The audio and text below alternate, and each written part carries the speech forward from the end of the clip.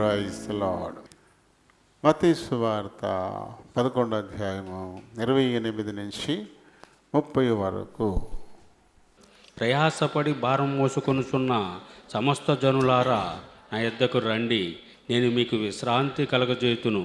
నేను సాత్వికుడను దీన మనసు గలవాడును గనుక మీ మీద నా కాడి ఎత్తుకొని నా యొద్ద నేర్చుకొనుడి, అప్పుడు మీ ప్రాణములకు విశ్రాంతి దొరుకును.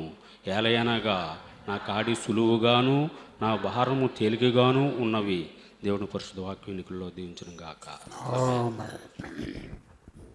చిన్న ప్రార్థన చెప్పుకుందాము ప్రభు సహాయం కొరకై. అందరూ కూడా నాతో ఏకీభవించండి.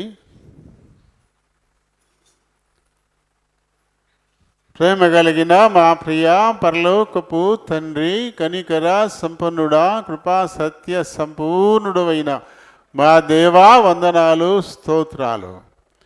మీ ఉచితమైన కృప చొప్పున నన్ను మా ప్రియులందరినీ కూడా గడిచిన పునరుత్థాన దినము నుండి నేటి ఈ పునరుత్థాన దినం వరకు మీ బలిష్టమైన బాహువుల్లో భద్రపరిచి సురక్షితంగా క్షేమంగా ఉంచి ఈ పునరుత్థాన దినం నీ పాద సన్నిధి మాకు అనుగ్రహించినందుకై హృదయపూర్వకంగా మీకే కృతజ్ఞతాస్తుతులు చెల్లిస్తున్నాం.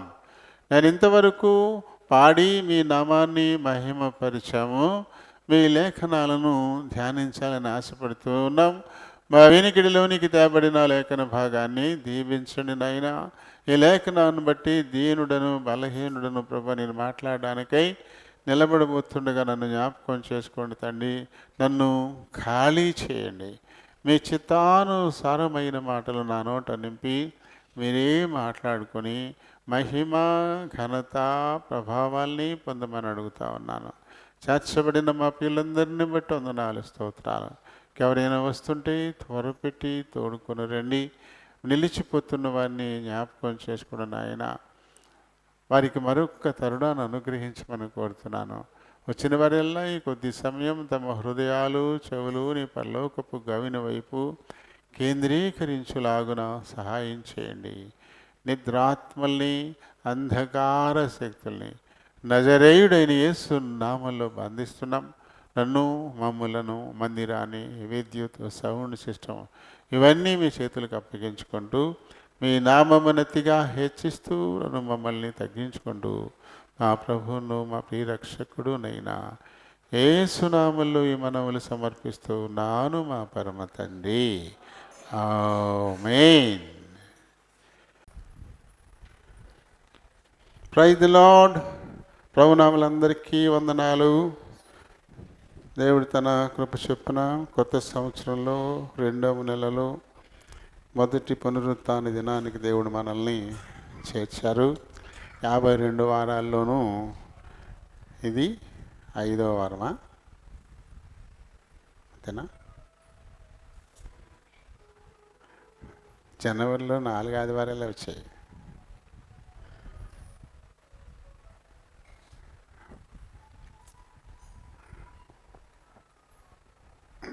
కొన్ని రోజులైతే 5 సార్లు వచ్చాయి. ఆదివారం పట్టుకుని 4 సార్లే వచ్చింది. ఇది నూతన వత్సరంలో 5వది, అంటే 52 వారాల్లో 5వ వారానికి మనం వచ్చేసాం. 4 పదుల చిల్లరలోకి పడిపోయింది. ఈ పాట మనం ఎప్పుడు ఈ మధ్యనేం పాడలేదేమో, బాగా పాత పాట. ఒకసారి గుర్తు చేసుకుందాం. సందర్భానుసారమైన పాట 351. దీని ముందు నెక్స్ట్ అయితే 348, పాతవైతే 303. నా యొద్దకు రండి, నేను మీకు విశ్రాంతి కలుగజేతును. మత్తయి 11:28 బట్టి రాయబడింది. రండి రండి యేసుని యొద్దకు రమ్మనుచున్నాడు. రండి రండి యేసుని యొద్దకు రమ్మనుచున్నాడు. ప్రయాసపడి భారము మోయువారలు ప్రయాసపడి భారము మోయువారలు ప్రభుని చెంతకు పరుగిడి వేగమే, ప్రభుని చెంతకు పరుగిడి వేగమే. రండి రండి యేసుని యోధకు సౌమమిస్తున్నాడు. యేసుని పిలుపు వినియునికా యోషింపరేలా. యేసుని పిలుపు వినియునికా యోషింపరేలా. అవనిలో అగచాట్ల పాలైన, అవనిలో అగచాట్ల పాలైన ఆపద్దు శాంతి ఆత్మకు నీలలో, ఆపద్దు శాంతి ఆత్మకు నీలలో. రండి రండి యేసుని యోధకు సౌమనుస్తున్నాడు. నేనే మార్గము, నేనే సత్యము, నేనే జీవమును. నేనే మార్గము, నేనే సత్యము, నేనే జీవమును. నేనేగాకి ఎవరు లేరని, నేనేగాకి ఎవరు లేరని ఏంచి చెప్పిన యేసుని యోధకు, ఏంచి చెప్పిన యేసుని యోధకు. రండి రండి యేసుని యోధకు సౌమనుచున్నాడు. రండి రండి యేసుని యోధకు సౌమనుచున్నాడు. ప్రయాసపడి భారము మోయువారలు, ప్రయాసపడి భారము మోయువారలు ప్రభుని చెంతకు పరుగిడి వేగమే, ప్రభుని చెంతకు పరుగిడి వేగమే. రండి రండి యేసుని యోధకు సౌమనుస్తున్నాడు. రండి రండి యేసుని యోధకు సౌమనుస్తున్నాడు. Praise the lord.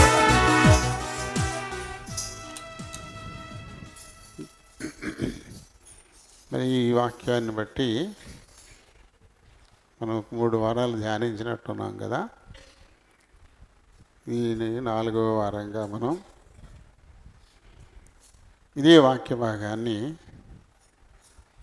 దేవుని యొక్క వాక్యపు వెలుగులో ధ్యానించాలని ఆశపడుతున్నాం. ప్రయాసపడి భారం మోస్తున్న సమస్త జనులారా అని చెప్పి ప్రపంచంలో ఉన్నటువంటి వారందరినీ ప్రభు ఆహ్వానిస్తూ ఉన్నాడు. రక్షణ అనేది అది విశ్వవ్యాప్తం, పరిమితం కాదు. ఒక ప్రాంతానికో, ఒక రాష్ట్రానికో, ఒక దేశానికో, ఒక ఖండానికో, ఒక జాతికో, ఓ భాషకో, ఒక వర్ణానికో పరిమితమైంది కాదు. ఎందుకంటే సమస్తమైనటువంటివి కేవలం ప్రభు చేత మాత్రమే సృష్టింపబడ్డాయి. సృష్టికర్త ఆయనే కాబట్టి ఆది సంభూతుడు, అందరికీ ఆయనే నిర్మాణకుడు, తండ్రి అయి ఉన్నాడు. ఆజ్ఞాతిక్రమ పాపం చేసినప్పుడు శపించినవాడు ఆయనే. ఆ శాపాన్ని పోగొట్టడం కోసం మళ్ళీ తాను సృష్టించిన మానవుని రక్త మాంసాల్లోనికి వచ్చినవాడు కూడా ఆయనే. కాబట్టి అందరినీ సృజించాడు, అందరూ రక్షింపబడాలని ఆశపడుతున్నాడు, అందరి కొరకే ఈ లోకానికి వచ్చాడు, అందరి కొరకు తన రక్తాన్ని చెందించిన వాడుగా ఉన్నాడు. కాబట్టి అందరికీ ఆయన ఇస్తున్నటువంటి పిలుపు, ఒక భారంతో పుడుతూ ఉన్నారు ప్రతి మానవుడు. అది పాప భారం, ఆజ్ఞాతిక్రమం చేత అది ఏర్పడినటువంటి భారం. ఏ విధమైనటువంటి భారం లేకుండా చాలా స్వేచ్ఛ స్వతంత్రులుగానే దేవుడు మానవుని తన పోలికిచ్చి, తన స్వరూపమిచ్చి నిర్మించి, తన ఆత్మను కూడా ఉంచి ఒక చిన్న ఆజ్ఞను మట్టుకు వారికి ఇచ్చారు. తనతో సమానంగా వారిని ఉంచాడు. ప్రతిరోజు చల్లపోట్లు వచ్చి వారితో స్నేహం చేస్తూ ఉన్నాడు. ఓ చిన్న ఆజ్ఞ, ఎన్నో ఫలాలు ఉన్నాయి, అన్నీ స్వేచ్ఛగా తినండి. ఒకటి ఉంది, మంచి చెడ్డల తెలుగునిచ్చేది, దాని జోలికి పోకండి. దాన్ని తిన్న రోజున మీరు ఆత్మీయంగా చనిపోతారని ఆయన హెచ్చరికిస్తే దురాశకు పోయి దానిని కూడా తీసుకుని ఆజ్ఞాతిక్రమం చేసి దానివల్ల వచ్చే పాప భారాన్ని భుజాల మీద వేసుకుని ఈ లోకంలోనికి మనిషి వస్తున్నాడు. జన్మతో వచ్చేటువంటి పాపం అది తన స్వయంకృతం అయితే కాదు, తను చేయలే. అది ఆది తల్లిదండ్రుల నుంచి మనకి ఆటోమేటిక్గా వచ్చేస్తుంది. పుట్టిన తర్వాత ఏ పాపం చేయకుండా నీతిగా బతుకుదాం, యథార్థంగా బతుకుదాం అని తను నియంత్రించుకుని బ్రతికిన ఆ పుట్టుకతో వచ్చినటువంటి పాపం మటుకు అది అలానే ఉండిపోతుంది. దాన్ని పోగొట్టుకోవడం కోసం మానవులు చేయని ప్రయత్నం లేదు. ఎన్నెన్నో ప్రయత్నాలు, ఎంతెంతో ప్రయాస, అనేక ప్రాంతాలు, వేలు లక్షలు ఖర్చు పెట్టేది, యజ్ఞాలు చేసేది, యాగాలు చేసేది, పుష్కరిణిలో స్నానాలు చేసేది. ఇవన్నీ ఎందుకంటే ఆ జన్మ పాపం తొలగించుకోవాలని మానవులు ప్రయాసపడుతూనే ఉన్నారు. దేవుడైతే మొదట ధర్మశాస్త్రం ఇచ్చాడు. ఆ ధర్మశాస్త్రాన్ని అనుసరించి నడుచుకోవడాన్ని బట్టి ఈ పాప భారం నుంచి బయటపడతారని దేవుడు ఆలోచన చేస్తే అది ఒక కర్మకాండగానే మిగిలిపోయింది. దానిని బట్టి బహుకొద్ది మంది మాత్రమే ఈ జన్మ పాపం నుంచి బయటపడ్డారు. బహుకొద్ది మంది మాత్రమే. కాబట్టి అది సంగతి ముందే ఎరిగినటువంటి దేవుడు, ఆయనకి తెలుసు ఏం చేయాలో. అయినప్పటికీ మధ్యలో కొన్ని ఆయన కల్పిస్తూ ఉండేటువంటి వాడు. ఎప్పుడు శపించాడో అప్పుడే స్త్రీ సంతానంగా ఈ లోకానికి మళ్ళీ నేను రాబోతాను అనే మాటని మనకు ఆదికాండం 3వ అధ్యాయంలో 15వ వచనం నుంచి మాట్లాడినప్పుడు అక్కడే ఆయన చెప్పేశారు.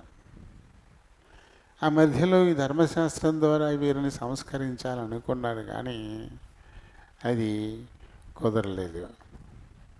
ఆ ధర్మశాస్త్రం వారిని ఆ పాపం నుంచి విడిపించలేకపోయింది. అది ఏమిటంటే కంటికి కన్ను, పంటికి పన్ను. నిన్ను ఎవరైనా మీ వాళ్ళని చంపితే నువ్వు చంపేయి, ఇదే ఉంది అక్కడ.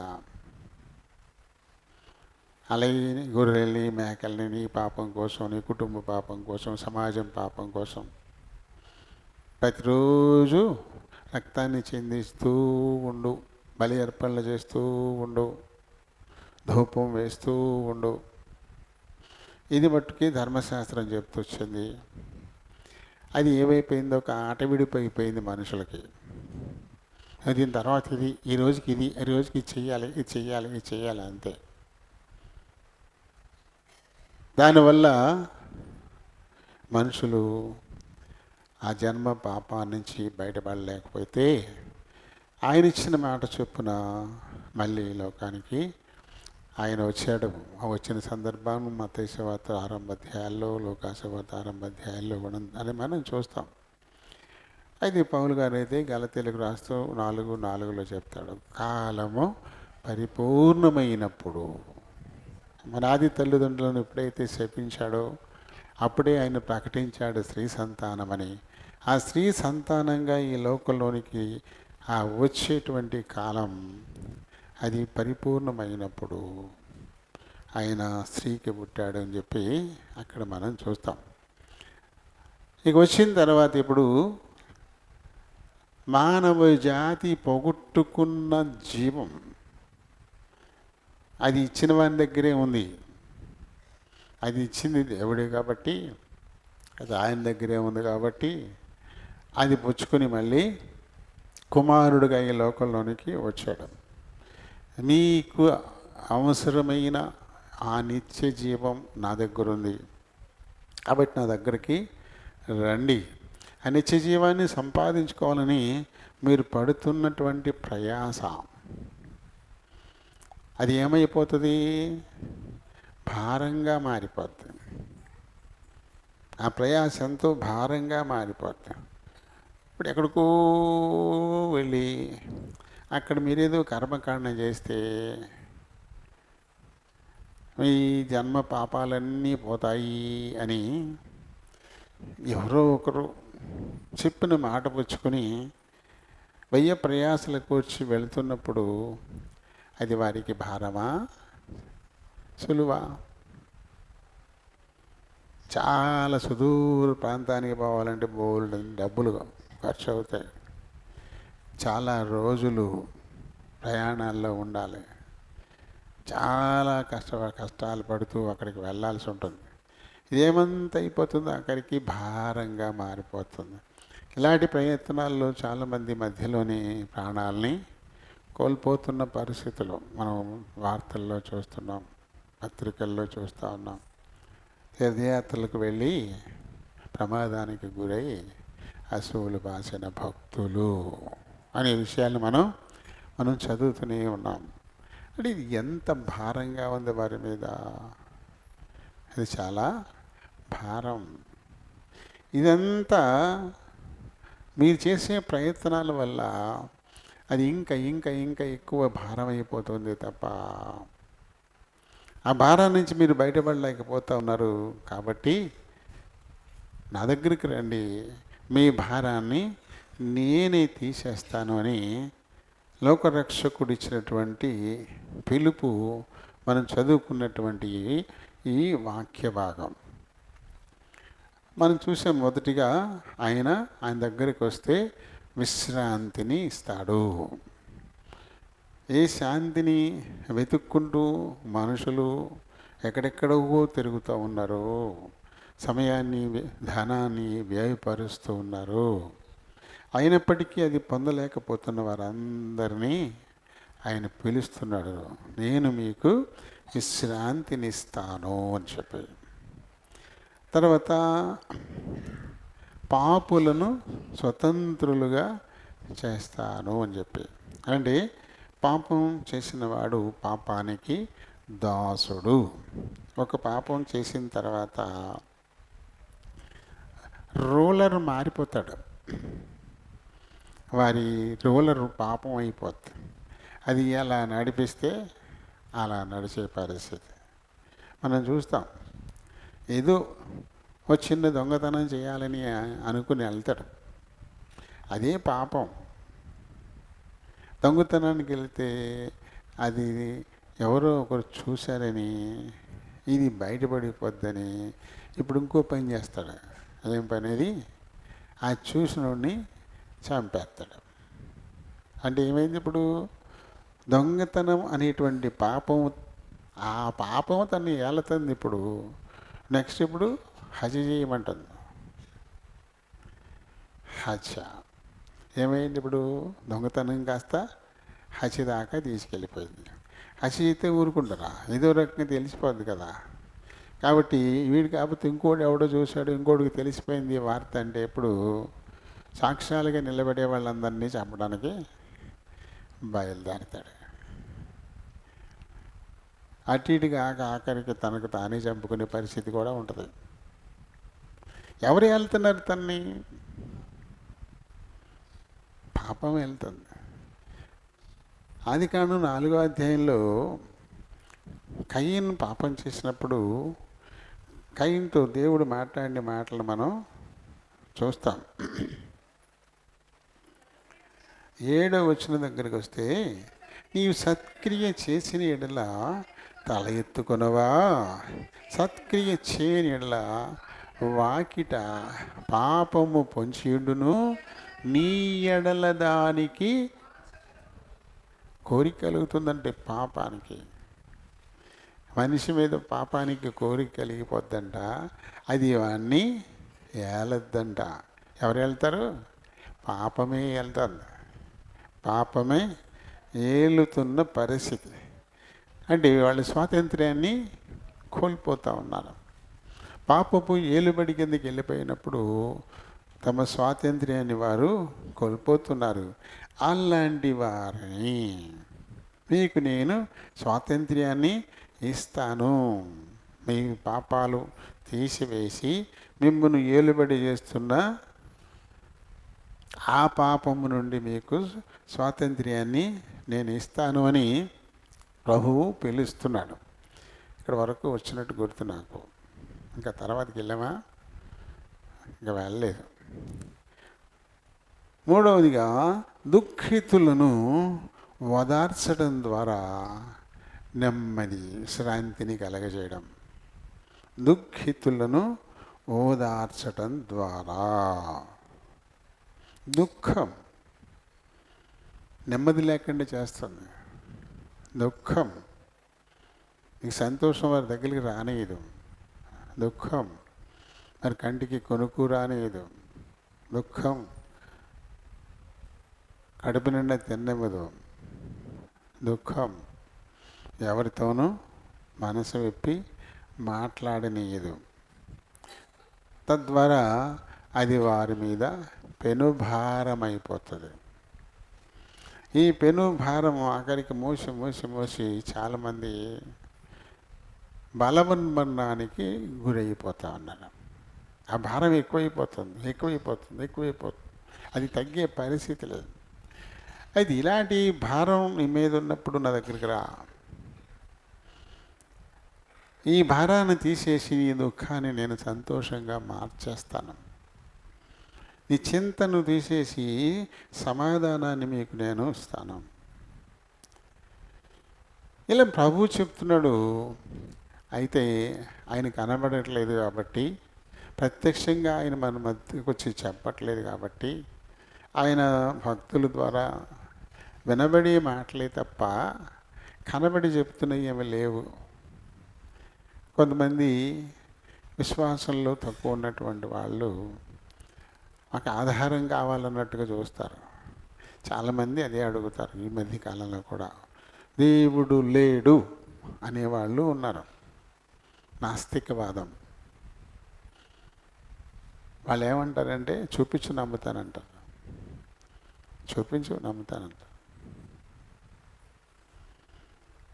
చూపించలేనివన్నీ లేనట్ట. చూపించలేనివన్నీ ఇక లేవా? అది బయటపడినప్పుడు తెలుస్తుంది కదా.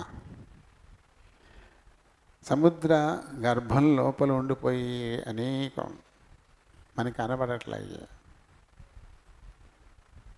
అవి ఒక్కొక్కసారి కనబడుతున్నాయి. అంటే అది ఉంది కానీ కనబడలే, మనకి లేనట్ట. అలా చాలా ఉంటాయి. కొన్ని మనకు బాగా సంబంధం ఉండి కూడా చూపించలేం. మీ నాన్న ఎవరు? మా నాన్న పేరు ఇది, చూపించాయన్ని, ఇదిగో ఈయన. మీ తాత ఎవరు? మా తాత పేరు ఇది, చూపించాయన్ని, ఆయన కూడా ఉన్నాడు, అదిగో ఆయనే. మీ ముత్తాత ఎవరు? ఆయన పేరు ఇది. చూపించాయని లేరు, చనిపోయారు. లేరు, లేదు, లేడు. మీకు ముత్తాత లేడు అంటే ఎలాగా? ఇప్పుడు చూపించలేనిది మాత్రాన ముత్తాత లేడా? ముత్తాత లేకుండా తాత ఎక్కడి నుంచి వచ్చాడు, తాత లేకుండా తండ్రి ఎక్కడి నుంచి వచ్చాడు, తండ్రి లేకుండా ఈయన ఎక్కడి నుంచి వచ్చాడు? చూపించలేం కొన్ని. మనం చూపించినవన్నీ లేనట్ట. అలా కొన్ని కనబడుతుంటాయి. ఆయన అద్భుత కార్యాల్లో కనబడుతూ ఉంటాడు. ఆయన ఉన్నాడు, ఆయన మనుషులను రూపిస్తాడు అనడానికి రుజువు తల్లి గర్భంలో మొలక పడినప్పుడు కనబడుతుందా? దాన్ని చూపించగలరా? అది కాలం గడుస్తున్న కొద్దీ ఎప్పుడు బయటకు రావాలో అప్పుడు ముద్దులకి బాబు కావచ్చు, మరీ ముద్దులకి పాప కావచ్చు, అప్పుడు బయటపడుతుంది. అప్పుడు దాకా చూపించలేం కాబట్టి ఏం లేదంటే దాన్ని చూపించలేం, కానీ కొన్ని రుజువులు చూపించవచ్చు. ఆ తల్లి గర్భం మెల్లమెల్లగా పెరుగుతూ ఉంటుంది దాన్ని బట్టి. అలాగే కొన్ని అద్భుతాలు జరుగుతూ ఉంటాయి. వాటిని బట్టి దేవుడు అనేవాడు ఉన్నాడు, సృష్టికర్త ఉన్నాడు అని చెప్పేసి మనం నమ్మాలి. కొంతమందికి కొన్ని అనుభవాలు వస్తే కానీ నమ్మరు, కొంతమంది ముందుగానే నమ్ముతారు.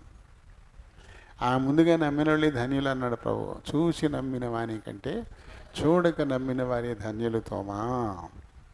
సందేహించడం మానవని యేసు ప్రభువే చెప్పినటువంటి మాటది. కాబట్టి దుఃఖితులను ఓదార్చడానికి, వారికి విశ్రాంతినివ్వడానికి నేను ఈ లోకానికి వచ్చాను. కాబట్టి నా దగ్గరకు మీరు రండి. ఈ మధ్యలో ఇంకా చాలా చాలా చాలా బోధలు వినబడుతూ ఉంటాయి కదా. వాటిని నమ్మి వెంబడించడం ద్వారా మరింత భారాన్ని మీదకు తెచ్చుకుంటూ ఉంటారు. అన్నిటిలోనూ ఉన్నారు అలాంటి వాళ్ళు.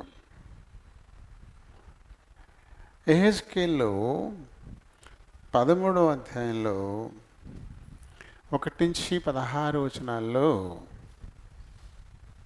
అబద్ధ ప్రవక్తలను గురించి, అలాగే 17 నుంచి చివరి వరకు 23 వరకు అబద్ధ ప్రవక్త్రి అంటే స్త్రీ, వాళ్ళిద్దరి గురించి చెప్పాడు. వీళ్ళు అన్ని మతాల్లోనూ ఉంటున్నారు, అన్ని మతాల్లోనూ ఉంటున్నారు.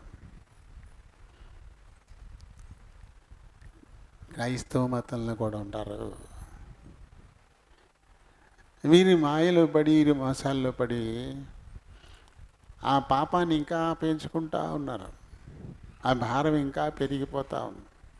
ఎందుకంటే వాళ్ళు మోసం చేసేవారుగా, మభ్యపెట్టేవారుగా ఉన్నారు. ఇలాంటి వారి గురించి యేసుప్రభువే చెప్పాడు. మత్తయి సువార్తలో 15వ అధ్యాయంలో 9వ వచనాన్ని మనం చదివితే, వేషధారులారా, ఈ ప్రజలు తమ పెదవులతో నన్ను ఘనపరచుదురు కానీ వారి హృదయం అయితే నాకు చాలా దూరంగా ఉంది. మనుషులు కల్పించిన పద్ధతులు, దైవోపదేశాలని బోధిస్తూ ఉన్నారు. ఇవి దేవుడిచ్చినవి కాదంట, ఇవి దేవుడు చెప్పినవి కాదంట, మనుషులు కల్పిస్తూ ఉన్నారు. ఇదే ధర్మోపదేశం. ఇది మీ భారాన్ని తీసేస్తుంది, మీ దుఃఖాన్ని తీసేస్తుంది అని చెప్పి బోధిస్తూ ఉన్నారు. అది యేసుప్రభువే చెప్పినటువంటి మాటలు. అవి దేవుడు చెప్పింది కాదు, మనుషులే కల్పిస్తూ ఉన్నారు. ఏదో ఒక చోట దైవజనుడు చెప్పే మాటలు విన్నాడు, నోట్స్ రాశాడు, దాన్ని బాగా కంఠస్థం చేశాడు, మాట్లాడడం నేర్చుకున్నాడు. పాట విన్నాడు, కంఠస్థం చేశాడు, పాడడం నేర్చుకున్నాడు.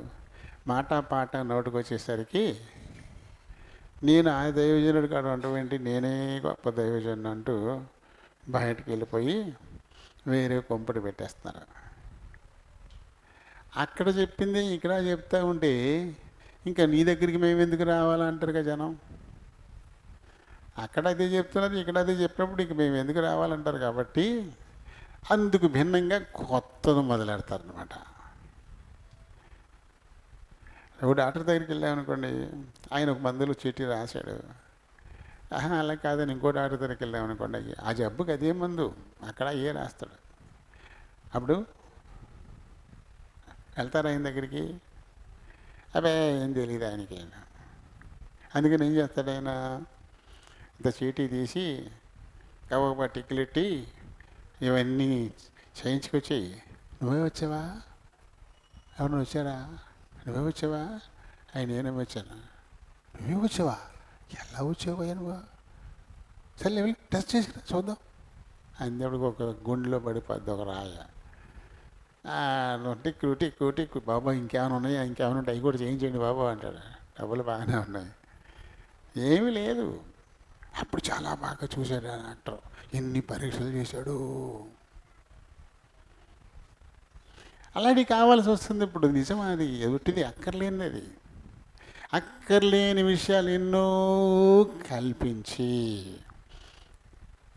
ఒక్కొక్క కాన్వెంటాడు ఒక్కొక్క యూనిఫామ్ పెడుతున్నాడు. కాబట్టి వాళ్ళ యూనిఫామ్ నాకు ఉంటే ఎలా కోరుతుందని చెప్పేసి ఇంకో యూనిఫామ్ పెడతాడు.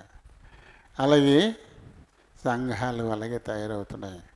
వారి వేషధారణ, కొన్ని పద్ధతులు, ఇంకా కొన్ని బోనస్గా వారం మంచిగా భోజనాలు పెట్టడాలు, లేకపోతే లాటరీ తీయడాలు.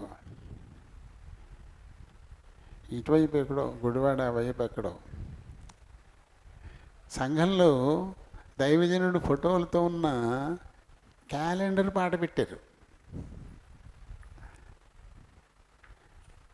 మందిరంలో దైవజనుడు ఫ్యామిలీ ఫోటోలతో ఒక క్యాలెండర్ వేశారనమాట. అది మొదటి క్యాలెండర్ ఎవరికి ఇవ్వాలో అది ఈ మందిరంలో పాట పెట్టారు. దాన్ని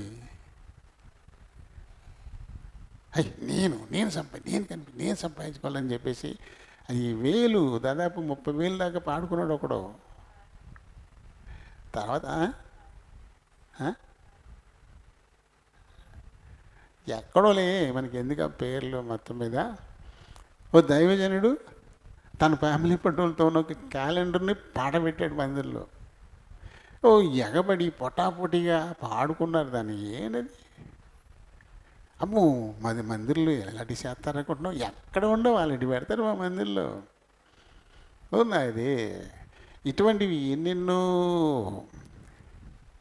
ఒక యూనిఫాము, ఒక రకమైనటువంటి పద్ధతి, గుండెలు అదిరిపోయేలా డీజే సౌండు, నాట్యాలు, ప్రతిరోజు ఇదే తంతు.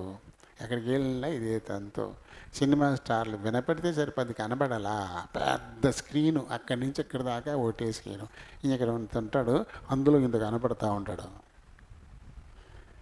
ఇలాంటివన్నీ పెడతా ఉన్నారు. ఇలాంటివి పెట్టుకుని యేసుప్రభు సేవ చేశాడా? అప్పుడు లేవు అలాంటి సదుపాయాలు అని నువ్వు అనొచ్చు. అప్పుడైనా ఎప్పుడైనా గోల్ ఒకటే కదా, పాపి రక్షింపబడ్డాం, అది తప్ప ఇంకేం లేదు. నువ్వు ఇన్ని రకాలు పెట్టు, అసలు ఏంటంటే పాపి రక్షింపబడాలి, అదే తప్ప ఇంకేం కాదు కదా. దాన్ని యథార్థంగా చేస్తే ఓకే, ఎలా చేయటంలే, సొంతం కల్పిస్తూ ఉన్నారు. ఇది చదవండి, ఈ 13వ అధ్యాయాన్ని చదివితే ఎలా ఉంటాయంటే 2వ వచనంలో ఉంటుంది, నరపుత్రుడా ప్రవచించుచున్న ఇశ్రాయేలీయుల ప్రవక్తలకు విరోధముగా ప్రవచించి మనస్సు వచ్చినట్లు ప్రవచించు వారితో నీవేలాగూ చెప్పుము. వారి మనసుకు వచ్చినట్లు చెప్పేస్తారు అంతే. వారికి కల్పించిందే దైవోపదేశం అంటున్నారు అంతే. అలాంటి వారితో నువ్వు చెప్పు ఇలా అని, యెహోవా మాట ఆలకించుడి, ప్రభువైన యెహోవా సెలవిచ్చినదేమనగా, దర్శనమేమియు కలుగకున్నను స్వబుద్ధిని అనుసరించు అవివేక ప్రవక్తలకు శ్రమ. వారికి ఏం ఇవ్వలే దర్శనం, దేవుడు ఇవ్వలే. ఇవ్వకుండానే నాకు ఈ దర్శనం ఇచ్చాడు. ఇలా చెప్పాడు దేవుడు, అలా జరిగిపోద్ది. ఒక గొప్ప దైవజనుడిగా చెప్పుకునే ఒక ఆయన వరల్డ్ కప్ క్రికెట్ జరుగుతూ ఉంటే ఇండియా కప్పు గెలుస్తుంది అని ప్రవచించాడు. ఇండియా కప్పు గెలుస్తుంది అని ప్రవచించాడు. దేవుడికి క్రికెట్తో పని ఏంటి? క్రికెట్తో దేవుడికి అవసరమా? కల్పించుకొని ఈ మాట చెప్పాడు, ఇండియా ఓడిపోయింది. ఇప్పుడు ఏమంటారు? అవసరమా ఇలాంటివి? ఒకవేళ నిజంగా గెలిచింది అనుకోండి, అంటే ఇండియా లీగ్ మ్యాచ్లన్నింటిలో బాగానే గెలుచుకొచ్చింది, ఆఖరికి ఓడిపోయింది. లీగ్ మ్యాచ్ల్లో ఓటమి లేకుండా గెలుచుకుంటూ వచ్చేసింది, ప్రతి మ్యాచ్ గెలిచేసింది, ఆఖరికి ఓడిపోయింది. నిజంగా గెలిచే ఉంటే ఇప్పుడు ఈ ప్రవక్త ఏమైపోతుడు? వరల్డ్ ఫేమస్ ప్రాఫిట్, వరల్డ్ కప్లో ఇండియా గెలుస్తుందని చెప్పాడు, గెలిచేసింది అంతే. ఇంకా జనాలు ఎగబడిపోతారన్నమాట. అని గొప్ప ప్రవక్త. అవసరమా? దర్శనమే లేదు, స్వబుద్ధిని అనుసరించు అవివేక ప్రవక్త అంటారు. అటువంటి వాళ్ళకి ఏంటంట? శ్రమ. అలాంటి వారికి శ్రమ. వారి వ్యర్థమైన దర్శనములు చూచి, అబద్ధపు సోది చూచి, యెహోవా తమ్మును పంపకపోయినను తాము చెప్పిన మాట స్థిరమని నమ్మినట్లు ఇది యెహోవా వాక్కు అని చెప్పుదురు. నేను సెలవీయకపోయినను ఇది యెహోవా వాక్కు అని మీరు చెప్పిన యెడల మీరు కనినది వ్యర్థమైన దర్శనము కదా, మీరు నమ్మదగని సోదిగాండ్రైతిరి కదా అంటాడు. మీరు ఏం చెప్తారంట? సమాధానమేమీ లేనప్పుడు, 10వ వచనం నుంచి, సమాధానమేమియూ లేకపోయినను వారు సమాధానమని చెప్పి నా జనులను మోసపుచ్చుచున్నారు. ఏం కాదు, అబ్బాయి ఏం కాదు, ధైర్యంగా ఉండండి. నోవహు కాలంలో జలప్రళయం వస్తుందని ఎన్నేళ్ళు చెప్పాడు? 120 ఏళ్ళు చెప్పాడు. ఆయన చెప్పడం మొదలెట్టిన తర్వాత ఎన్ని తరాలు గడిచాయి, ఎంతమంది పుట్టారు, పెళ్ళిళ్ళు చేసుకున్నారు, కన్నారు. కాబట్టి తొందరగా ఏమొస్తుందో రాదు. అలాగే ఇప్పుడు యుగాంతం కూడా ఇప్పుడప్పుడే ఏమీ రాదు. జరుగుతున్నాయి అన్నీ, కొన్ని ఏదో నెరవేరాయి. కాబట్టి ఏం లేదు, తిను, తాగు, సంతోషించు. ఇప్పుడప్పుడేం కాదు. తెల్లారి ఏ బస్సు లారీ పట్టుకెళ్ళిపోద్ది మనల్ని, అంతే కదా? తెల్లారి ఏ బస్సు లారీ పట్టుకెళ్ళిపోతుంది అంతే. అది ఆ పక్కన వెళ్తుంది కదా, నేను ఈ పక్కన వెళ్తున్నాను కదా, అది నా మీద వస్తుందా ఉండడానికి లేదు. ఇప్పుడు మొన్న ఏం చేసింది, ఒక వ్యాను కంటైనరు ఈ లెఫ్ట్ సైడ్ వెళుతూ టైర్ పోయి డివైడర్ ఎక్కేసి అవతలకి వెళ్ళిపోయి అవతల ఇంకొక దాని మీద పడి 2 తగిలిడిపోయినాయి. ఊహిస్తారా ఎవరైనా? ఎందుకండి అన్నీ నీ వెనకే ఇలా ముందుకు వెళ్ళిపోతూ ఉంటాయి, దీనికి ఎదురొచ్చేవి ఉండవు. దేని దారి దానికి ఉన్నప్పుడు, డివైడర్ మధ్యలో ఉన్నప్పుడు అవతలకి వచ్చే ఛాన్స్ ఉండదు ఖచ్చితంగా. మనం వెళ్ళి ముందుకెళ్ళి దాన్ని గుద్దాలి, లేకపోతే వెనకాల చూడ మనల్ని గుద్దాలి తప్ప ఎదురు బెదురయ్యే ఛాన్స్ ఏమి ఉండదని మనం అనుకుంటాం. కానీ ఏమైపోయింది, డివైడర్ ఎక్కేసి అవతలకి వెళ్ళిపోయి అవతల వస్తున్నటువంటి ఇంకొక మోటార్ సైకిల్ పట్టుకొస్తుందంట, అది దానివే పడింది వెళ్ళి, 2 తగిలిడిపోయాయి. వాళ్ళు అంతకుముందు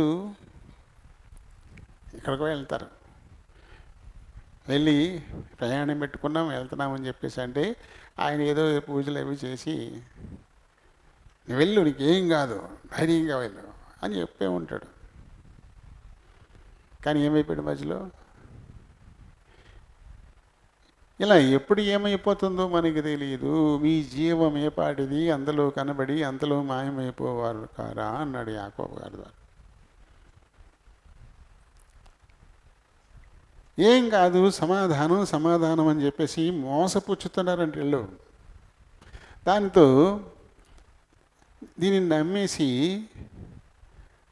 విన్నవాళ్ళు మట్టితో గోడగట్టుకుంటే ఈ ప్రవక్తలను బడి వాళ్ళు తమకు తాము చెప్పుకునే వాళ్ళు పైన గచ్చిపోత పోస్తున్నారంట. పైన గచ్చిపోత పోస్తున్నారంట. అంటే చూస్తే ఎలా ఉంటుంది? అది సిమెంట్ గోడ, సిమెంట్ గోడ. కానీ నిజానికి పైన ఒక పెంకు ఉందంతే, పైన ఒక పెంకు ఉందంతే. ఇలా ఎలా అంటే పెంకు ఊడిపోయి రాలిపడిపోద్ది. ఇలానే చేస్తూ ఉన్నారు వీళ్ళు. ఇలాంటి వాళ్ళు ఇలాగే చేస్తూ ఉన్నారు. వాళ్ళు పురుషులు ఉన్నారు, స్త్రీలు కూడా ఉన్నారు. వీరు ఎవరంటాడు? ఎవరంట వీళ్ళు? చూడండి 15 వచనం చదువుదాం. 16 యెరూషలేమునకు సమాధానము లేకపోయినను ఆ పూత పూయువారు సమాధానార్థమైన దర్శనములు కనుచు ప్రవచించువారు. ఎవరిళ్ళు? ఇశ్రాయేలు ప్రవక్తలే. ఇజ్రాయేలీ దేవుడు ఏం చెప్తున్నాడు దానికి విరుద్ధంగా వీళ్ళు ప్రవచనాలు ప్రవచిస్తూ అది నమ్మిన వారి మీద భారాన్ని మరింతగా మోపేస్తూ ఉన్నారు. అది నమ్మిన వారి మీద భారాన్ని మరింతగా మోపేస్తూ ఉన్నారు. ఎందుకంటే ఈ అబద్ధ బోధలు, అబద్ధ ప్రవచనాలు, అబద్ధ దర్శనాలు ఇది సోదే. అది దేవుడు చెప్పింది కాదు. కాబట్టి చెప్పేవారు దేవుని మాటలనే చెప్పాలా, వినేవారు దేవుని మాటలనే వినాలా. అంతేగాని వినేవాడు అంటే చెప్పేవాళ్ళు చాలామంది ఉంటారు రకరకాలుగా. అలా చెప్పేదానల్లా మనం నమ్ముకుంటూ పోతే వాక్యానికి విరుద్ధంగా మాట్లాడే మాటల్ని నమ్ముతూ పోతే దృశ్యానికి బాగుండొచ్చు. అదే ఒక మీటింగ్లో చాలా ఏంటంటే ఈ పెద్ద పెద్ద దైవజనులు నేను మీకు రావాలి అంటే ముందు ఈ చెక్ లిస్ట్ చూడండి, ఈ రకంగా నువ్వు చేయగలిగితేనే వస్తామని వాళ్ళకుంటారు. పిఆర్ఓలు, పబ్లిక్ రిలేషన్స్ ఆఫీసర్స్ అన్నమాట. జనాలతో సంబంధాన్ని పెట్టుకోవడం వాళ్ళు. వాళ్ళు కొట్టడం కొట్టకపోవడం ఉంటుంది. లిస్ట్ ఉంటుంది. ఆ లిస్టు ప్రకారం ఏర్పాటు చేయగలిగితేనే వస్తారన్నమాట ఈ పెద్ద దైవజనులు. ప్రభు అయితే మీరు ఉచితంగా పొందారు, ఉచితంగా ఇవ్వండి అని ఆయన చెప్తా ఉంటే ఇవ్వడానికి ఇంత రేటు. పోయి ఒక్కడన్నా మారుమనసు పొందేవాడు ఉంటున్నాడా? ఒక ఆత్మ అయినా రక్షింపబడుతుందా? అక్కడ జరుగుతున్నదంతా వ్యాపారమే. ఇన్ని ఎకరాల స్థలంలో మీటింగ్ పెట్టాలి నువ్వు, ఇంత పెద్ద స్టేజ్ని ఏర్పాటు చేయాలి, వెనకాల ఇంత పెద్ద స్క్రీన్ పెట్టాలి నువ్వు, ఇంత లెవెల్లో సౌండ్ సిస్టమ్ ఏర్పాటు చేయాలి, మధ్యలో మళ్ళీ ఎక్కడెక్కడ మళ్ళీ నువ్వు స్క్రీన్లు కూడా ఏర్పాటు చేయాలి. నాకు విమానంలో రాను టికెట్లు చేయాలి. నేనంటే నేను ఒక్కని రాను, నాకు కూడా 10 మంది బృందం ఉంటుంది, అందరికీ మీ టికెట్ చేయాలి. మా అందరికీ కనీసం 5 స్టార్ హోటల్లో సూట్లు బుక్ చేయాలి. అక్కడి నుంచి మీటింగ్ జరిగే స్థలానికి వెళ్ళి రావడానికి ఏసీ కార్లు పెట్టాలి. అంత అయిపోయిన తర్వాత కనీసం ఇంత అంటే ఇంత పర్సు నాకు ఇవ్వాలి. అలా అయితేనే వస్తామని చెక్ లిస్ట్ ఇస్తున్నారు వాళ్ళు. పోలే మందేం పోయింది, ఈ పలానా ఆయన వస్తున్నాడు, ఇంత ఘనంగా జరుగుతున్నాయంటే బోల్డ్ అని స్టాల్స్ వస్తాయి కదా, వాళ్ళ దగ్గర మనం డబ్బులు బాగా వసూలు చేయొచ్చు. అలాగే చందాలు కూడా వసూలు చేయొచ్చు కదా. పెద్ద పెద్ద ఆయన తీసుకొస్తున్నాము, మరి మీరు ఏమి ఇస్తారు, మీరు విరాళాలు ఇవ్వండి కదా, ఈ రకంగా వసూలు చేసుకోవచ్చు. అలాగే ఇక్కడ బుక్ స్టాల్స్ పెడతారు. ఇంకా వేరే వేరే రకరకాల స్టాల్స్ తీరద్దల్లా ఉంటుంది అక్కడ. ఈ మీటింగులకు వచ్చేవాళ్ళు లోపల కూర్చుని చెప్పే మాటలు వినరు, బయట తిరుగుతుంటారు. ఈ పుస్తకాల షాపుల్లోని ఈ షాపుల్లో షాపింగ్ చేసుకోవడానికి తిరుగుతూ ఉంటారు. ఎంత వ్యాపారం తెలుసా. ఓ మీటింగ్లోకి ఒక అతను వైట్ కర్చీపులు పట్టుకొచ్చారంట, పెద్ద బండిల్స్ పట్టుకొచ్చారంట. ఎవరు కొంటారు తెల్లవి, గమ్మున కొనరు కదా, లేదంటే ఇలా అంటుకుంటే మాసిపోతుంది తెల్లది, డార్క్గా ఇచ్చి పడతారు. కొద్దిగా 2 రోజులు వాడుకోవచ్చు, తెల్లది ఉంటే ఒక పూటకే పాడైపోద్ది. అప్పుడు ఈ మీటింగ్లు నిర్వహించే ఆయనతోటి ఆయన కలిసి ఇలాగా నేను చాలా వేల కర్చీపులు పట్టుకొచ్చాను వైటు, ఏదో రకంగా అమ్ముడేలా చూడండి అని చెప్తే ఆ నిర్వాహకుడు బోధకుడికి చేరేశారంట. మనకు చాలా ఫైనాన్షియల్గా సపోర్ట్గా ఉన్నారు వాళ్ళు, ఏదో రకంగా అమ్ముడయ్యేలా చూడాలా అని అంటే ఆయన ఏం చేశాడంట, ఓకేలే అని చెప్పి ముందు ఆయనకి ఒకటి ఇచ్చారు. ఆ వేదిక మీదకి వచ్చిన తర్వాత ఆయన మెసేజ్ ఇస్తూ మధ్యలో ఈ ఖర్చు బయట లాగి ఇలా ఇలా ఇలా ఇలా ఊపుతూ, చూడండి ఎంత చక్కగా దృశ్యం, ఎంత బాగుంది, మీ దగ్గర ఉన్నాయా, మీరు అందరూ కూడా ఊపండి అన్నా అంట. ఎవరి దగ్గర లేవు, ఎవరి దగ్గరే లేవు, ఏం లేవు, ఒక్కరి దగ్గర కూడా లేవా, నేను ఒక్కడిని ఊపుతుంటే నీ దృశ్యం ఎంత బాగుందో చూడు, అలాగే అందరూ ఊపితే ఎలా ఉంటాయి.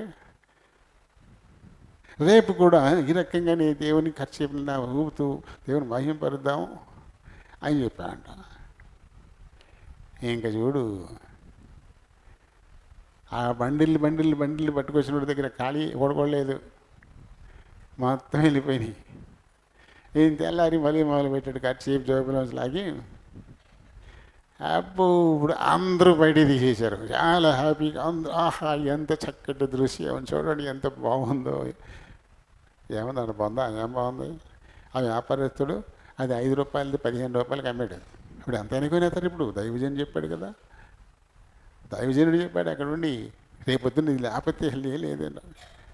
అసలు మనకు చాలా షేమ్ ఫీల్ అయిపోతాం, మన చేతిలో ఇది లేదంటే ఆయన చెప్పేసి కొనేసాం. ఎంత వ్యాపారం. పుస్తకాలు 10 రూపాయల పుస్తకం 50 రూపాయలకు అమ్ముతారు. ప్రతీది వ్యాపారం. ఎంత దారుణం చూడండి.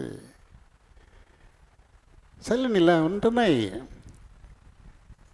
అందులో మీటింగులు అంటే ఇంక లాభం అంతే. స్టాల్స్ పెట్టుకునే వాళ్ళందరూ ఖచ్చితంగా ఈ ప్లేస్లో నేను స్టాల్ పెట్టుకుంటానని దాన్ని పాట పెడతారు. ఆ ప్లేస్ని 1, 2, 3, 4, 5లాగా ఎడగొడతారు. ఎడగొట్టిన తర్వాత సరే ఈ ఎంట్రన్స్లో ఉండేవాడి దగ్గరే ఆగుతాం ముందు, కాబట్టి ఆడికి ఎక్కువ రేటు, ఆ మూలన ఎక్కడో ఉండేవాడు కాస్త తక్కువ రేటు. ఇలా మొత్తం అంతా వ్యాపారమే ఈ మీటింగ్లు అంటే. ఒక్క ఆత్మ రక్షింపబడదు. వాళ్ళు ఏం చెప్తారు, ఇందులో ఉన్న మాటే కదా, నొచ్చుకునేలా ఒక్క మాట కూడా చెప్పరు. మీరు ఎగబడి ఇంత ప్రయాసపడి ఇక్కడికి వచ్చారు, కానీ ఏ ఒక్కరైనా దేవుని వాక్కును స్వీకరించి మీరు మారు మనసు పొందారా అనే ప్రశ్న అనేది ఉండదు. ఆల్టర్ కాల్ మనకు ఉంటుంది, ఎక్కడ ఉండదు. ఆల్టర్ కాల్ అంటారు. మీటింగ్లు అయిన తర్వాత ఆఖరణ ఈ వర్తమానం విన్నప్పుడు దేవుడు నీ హృదయాన్ని పట్టుకుంటే, నువ్వు కదిలింపబడితే, ప్రభువుని అంగీకరిస్తే నీ చేయి చూపించు, మీకోసం ప్రార్థన చేస్తామని ఆల్టర్ కాల్ ఎక్కడ ఉండదు. అలాంటి కాలు ఇస్తే ఎవడన్నా ఉంటాడా? అది వచ్చింది ఇందుకోసమా? బస్సులు కట్టుకొని, వ్యాన్లు కట్టుకొని, ఆటోలు కట్టుకొని, బైకులు వేసుకొని, కార్లు వేసుకొని ఎంత ఉత్సాహంగా వచ్చి ఏదో పుస్తకాలు కొనుక్కుందాం, లేదా తీర్థంలో సరుకులు కొనుక్కుందాం అని వస్తే ఇదేంటి ఇలాంటి మాట మాట్లాడతారు. ఈ చెన్నై నుంచి వచ్చినా, లేదా బెంగళూరు నుంచి వచ్చినా, లేదా ఢిల్లీ నుంచి వచ్చినా, లేదా ముంబై నుంచి వచ్చినా ఎందుకు వచ్చినట్టు? ఏం చెప్పడానికి వచ్చావు? ఏం చేయడానికి వచ్చావు?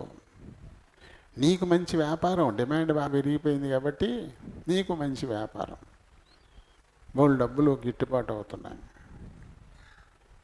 ఇలాంటి వాళ్ళందరూ ఏం చేస్తున్నారు ఇప్పుడు? తమ దగ్గరికి వచ్చేటువంటి వారిని మోసం చేస్తూ ఉన్నారు. ఎవరు ఈ మోసం చేసేవాళ్ళంటే ఆయన ప్రజలని చెప్పుకునే వాళ్ళే, ఆయన దాసులే. క్రైస్తవ్యానికి శత్రువు ఎవరు అంటే క్రైస్తవ్యులే. మనం ఎవరు వాళ్ళు అనుకుంటున్నాం, కానీ వాళ్ళు అలా అవ్వడానికి కారణమే వీళ్ళు. మనకి చాలా రుజువు అవుతున్నాయి. కొంతమంది అయితే టీవీ ఎదురుగుండా ఉంటే నీ స్వస్థత వచ్చేస్తుంది. టీవీ స్వస్థత పొద్దున్నీ సాయంకాలం దాకా లైవ్ 5 నుంచి ఉంటారు వాళ్ళు అక్కడ. మీలో ఏమైనా బలహీనత ఉందా, అక్కడ మీరు చేయి పెట్టుకొని అక్కడ చేయి పెట్టుకుని మేము ప్రార్థన చేస్తున్నాం, మీకు తగ్గిపోతుంది, మీకు దేవుడు మాకు కార్యం చేసేస్తున్నాడు అని చెప్పేసి అంటారు అనమాట. ఏంటిది? నీ విశ్వాసం ద్వారా నేను స్వస్థపరిస్తానని ముందు ఒక పక్షవాతంతో బాధపడుతున్నటువంటి వ్యక్తిని ప్రభు దగ్గరికి తీసుకొచ్చి ప్రధాన ద్వారం గుండా ఆయన దగ్గరికి చేర్చడానికి వీలు పడక ఇల్లు పైకెక్కి కప్పు పీకేసి ఆ మంచంతో ఆ ఖాళీలో ప్రభు దగ్గరికి దించితే ఆయన ఏమన్నాడు ముందు? నా కుమారుడా, నీ పాపములు క్షమించబడి ఉన్నవి.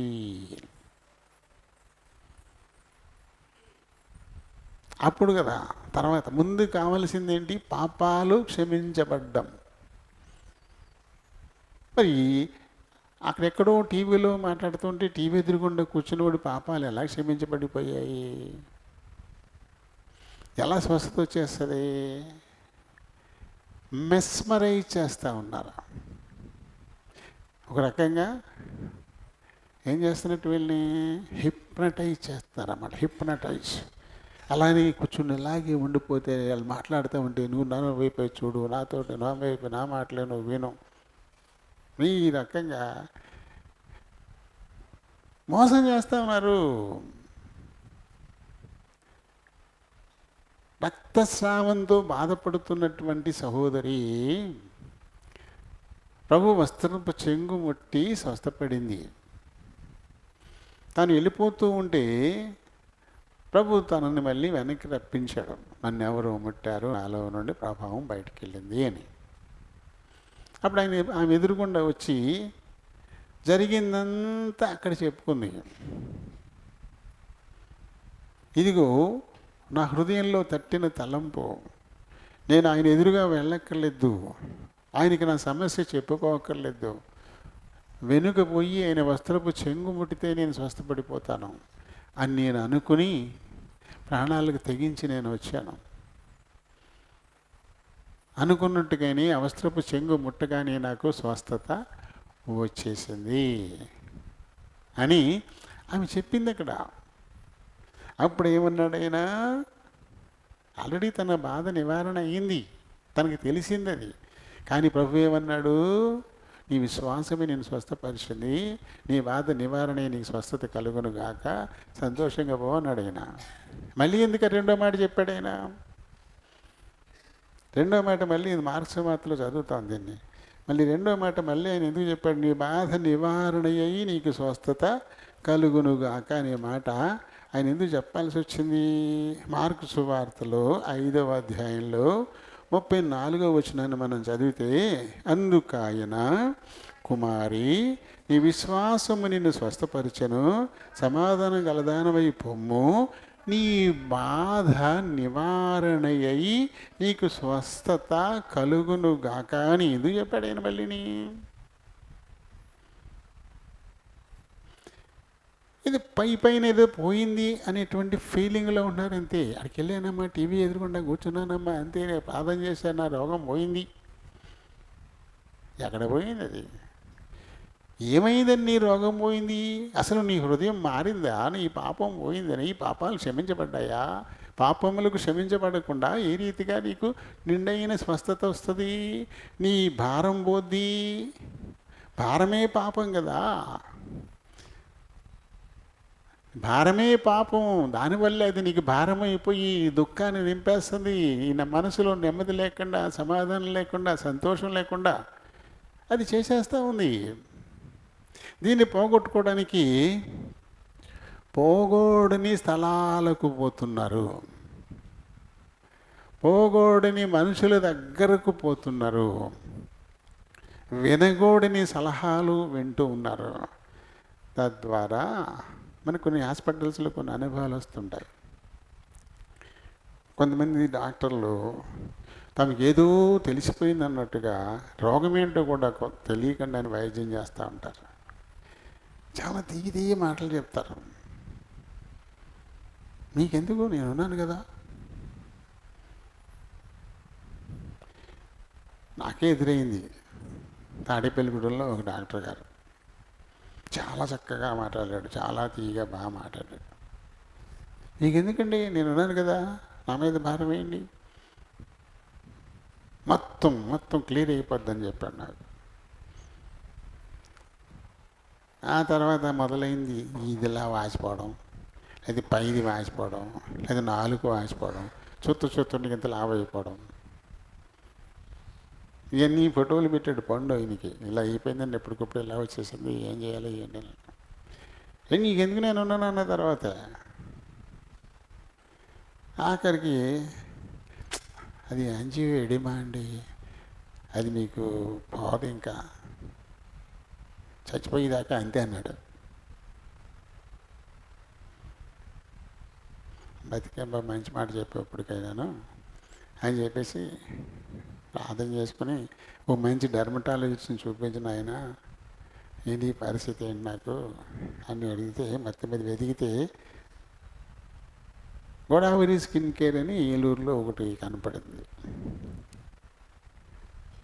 అది పెద్ద హాస్పిటల్లాగా ఏముండదు, ఏమి హడావిడి ఏముండదు. అక్కడ ఒక చిన్నది ఓ పాత ఇంట్లో పెట్టారు, మెయిన్ రోడ్ పక్కనే పాత ఇంట్లో పెట్టారు. చాలా చిన్నది, ఇదేంటి హాస్పిటల్ అనిపిస్తుంది మనకు, అలా ఉంటుంది. అక్కడికి వెళ్ళాము. ఆ మందు ఒక ఆయన ఇచ్చాడు, అవి 2 పిల్లలు, పొద్దునోటి రాత్రి ఇంకేం లేవు, మొత్తం ఆగిపోయినాయి. ఈ వాపులు లేవు, ఏమి లేవు, గడ్డలు లేవు. ఆయన ఏమన్నాడు, చచ్చిపోయేదాకా ఇక అంతే, అలాగే వస్తూ ఉంటాయి అప్పుడప్పుడును. ఇంకా నేను అక్కడే నమ్మి ఉండిపోతే ఇంకెన్నాళ్ళు బాధపడాల్సి వచ్చేది.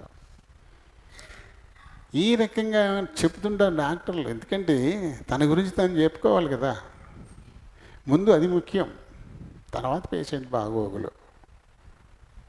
ఇది నా వల్ల కాదు అని ఎవరు చెప్తే వాళ్ళు యథార్థంగా ఉన్నాళ్ళు, వాళ్ళు నచ్చరు మనకి. అబ్బాయి ఈయన అసలు డాక్టర్ కదా, నీ దగ్గర ఏముండదా, ఒకటిదే అనుకుంటాం మనం. అందుకని వాళ్ళు ఏం చేస్తారు, మనల్ని బట్టి మనల్ని మెప్పించడానికి లేనిపోయిన మాయ మాటలు ఇవన్నీ చెప్తూ ఉంటారు. కానీ ముదిరిపోద్దే, లోపల ఉన్నది ముదిరిపోద్ది కదా. అనుష్క కోసం ఎన్ని ట్రైన్లు వేసాడు ప్రసాద్.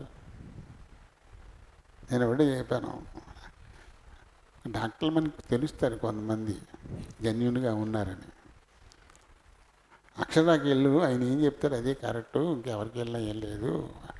ఎందుకంటే ఎవరైనా సరే ఇక్కడ వేరే చోట తీసుకెళ్ళి ఎక్స్రే పెట్టుకెళ్తే చూడడం ఏ డాక్టర్ కూడా, తీసి పక్కనాడు మళ్ళీ ఇంకోటి రాసేస్తాడు. ఆయన దగ్గరే అక్కడే ఎక్స్రే ఉంది, అయినా సరే ఎక్స్రే పంపించకుండా మనం పట్టుకెళ్ళిన ఎక్స్రే చూసి కుర్చీలోంచి దిగొచ్చి కాలు పట్టుకుని అన్నీ ఇలా చేసి చేస్తారు. అసలు ఏం రోగం, ఎక్కడ నొప్పి వస్తుంది ఏంటి, ఇలాగే మాట్లాడతారు. చాలామంది చూశాను అలాగే. కానీ నేను అంత పెద్దోడు, సంవత్సరంలో 100 మోకాళ్ళ మార్పిడులు చేశాడు రికార్డు ఏకంగా. ఆయన కుర్చీలోంచి దిగి వచ్చేసి కూర్చుని కాలు పట్టుకుని చేతులతోటి అన్నీ చెక్ చేశాడు. నేను పట్టుకెళ్ళిన ఎక్స్రేని చూసి మందులు రాశాడు. మీరు ఎవరైనా చేస్తారు అలాగా? ఇప్పుడు నాకు ఎక్స్రే లేదా, అక్కడే ఉంది ఎక్స్రే, తీయించవచ్చు కదా. అంటే తొందరగా డబ్బులు ఖర్చు పెట్టకుండా కొంతమంది ఉంటారు జెన్యూన్గా. ఆడికి వెళ్ళి ఆయన చెప్పింది ఫైనల్ అన్నాను. ఆడికి వెళ్ళాడు, మళ్ళీ కాదండి, మళ్ళీ గుడి వెళ్ళాడు, మళ్ళీ ఏలూరు వెళ్ళాడు, మళ్ళీ ఆశ్రమం, ఇలాగే తిరిగి వచ్చి ఆఖరికి మళ్ళీ అక్కడికే వెళ్ళాడు. అక్కడే సమస్య పోయింది. ఇలా కొంతమంది ఉంటారు మనుషులు. కానీ ఎక్కువ మంది మోసగాళ్ళే కనపడుతున్నారు. వ్యాపారం ఇది, వాడి వ్యాపారం. మరి ఎక్కడి నుంచి మొదలైంది ఇది? ఎంబీబీఎస్ సీటు సంపాదించుకోవడానికి కోట్లెట్టి కొనుక్కున్నాడు, అక్కడి నుంచి మొదలైంది. ఆ కోర్సు పూర్తి చేసుకొచ్చాక మళ్ళీ కోట్లు పెట్టి ఆసుపత్రి కట్టాడు, బోళ్ళు ఇంత ఫర్నిచర్ పెట్టుకొచ్చాడు, బోళ్ళు మంది స్టాఫ్ని పెట్టుకున్నాడు. ఈ రెండింటికి డబ్బు ఎక్కడ సంపాదించాలి? అందుకని ముందే వేసేసుకున్నాడు బడ్జెట్, సంవత్సరానికి ఇంత, దేని ఏ డిపార్ట్మెంట్ నుంచి ఎంతెంత లాగాలి అని చెప్పేసి లెక్క పెట్టేసుకుంటున్నారు. వాళ్ళు జెన్యూన్గా వాళ్ళు ఎల్లుంటే జెన్యూన్గానే ఉంటారు.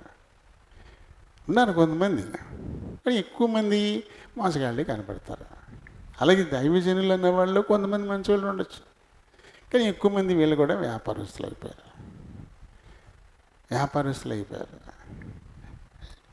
కదా. ఎవరంటే వీళ్ళు ఈ ప్రవచించువారు. నేను చెప్పకపోయినా నేనే చెప్పానని, నేను చూపించకపోయినా నేనే చూపించానని చెప్పేటువంటి వాళ్ళు ఎవరు అంటే ఇజ్రాయేలీయుల ప్రవక్తలే. అంటే క్రైస్తవ్యానికి క్రైస్తవులే శత్రువులుగా మారిపోతున్నారు.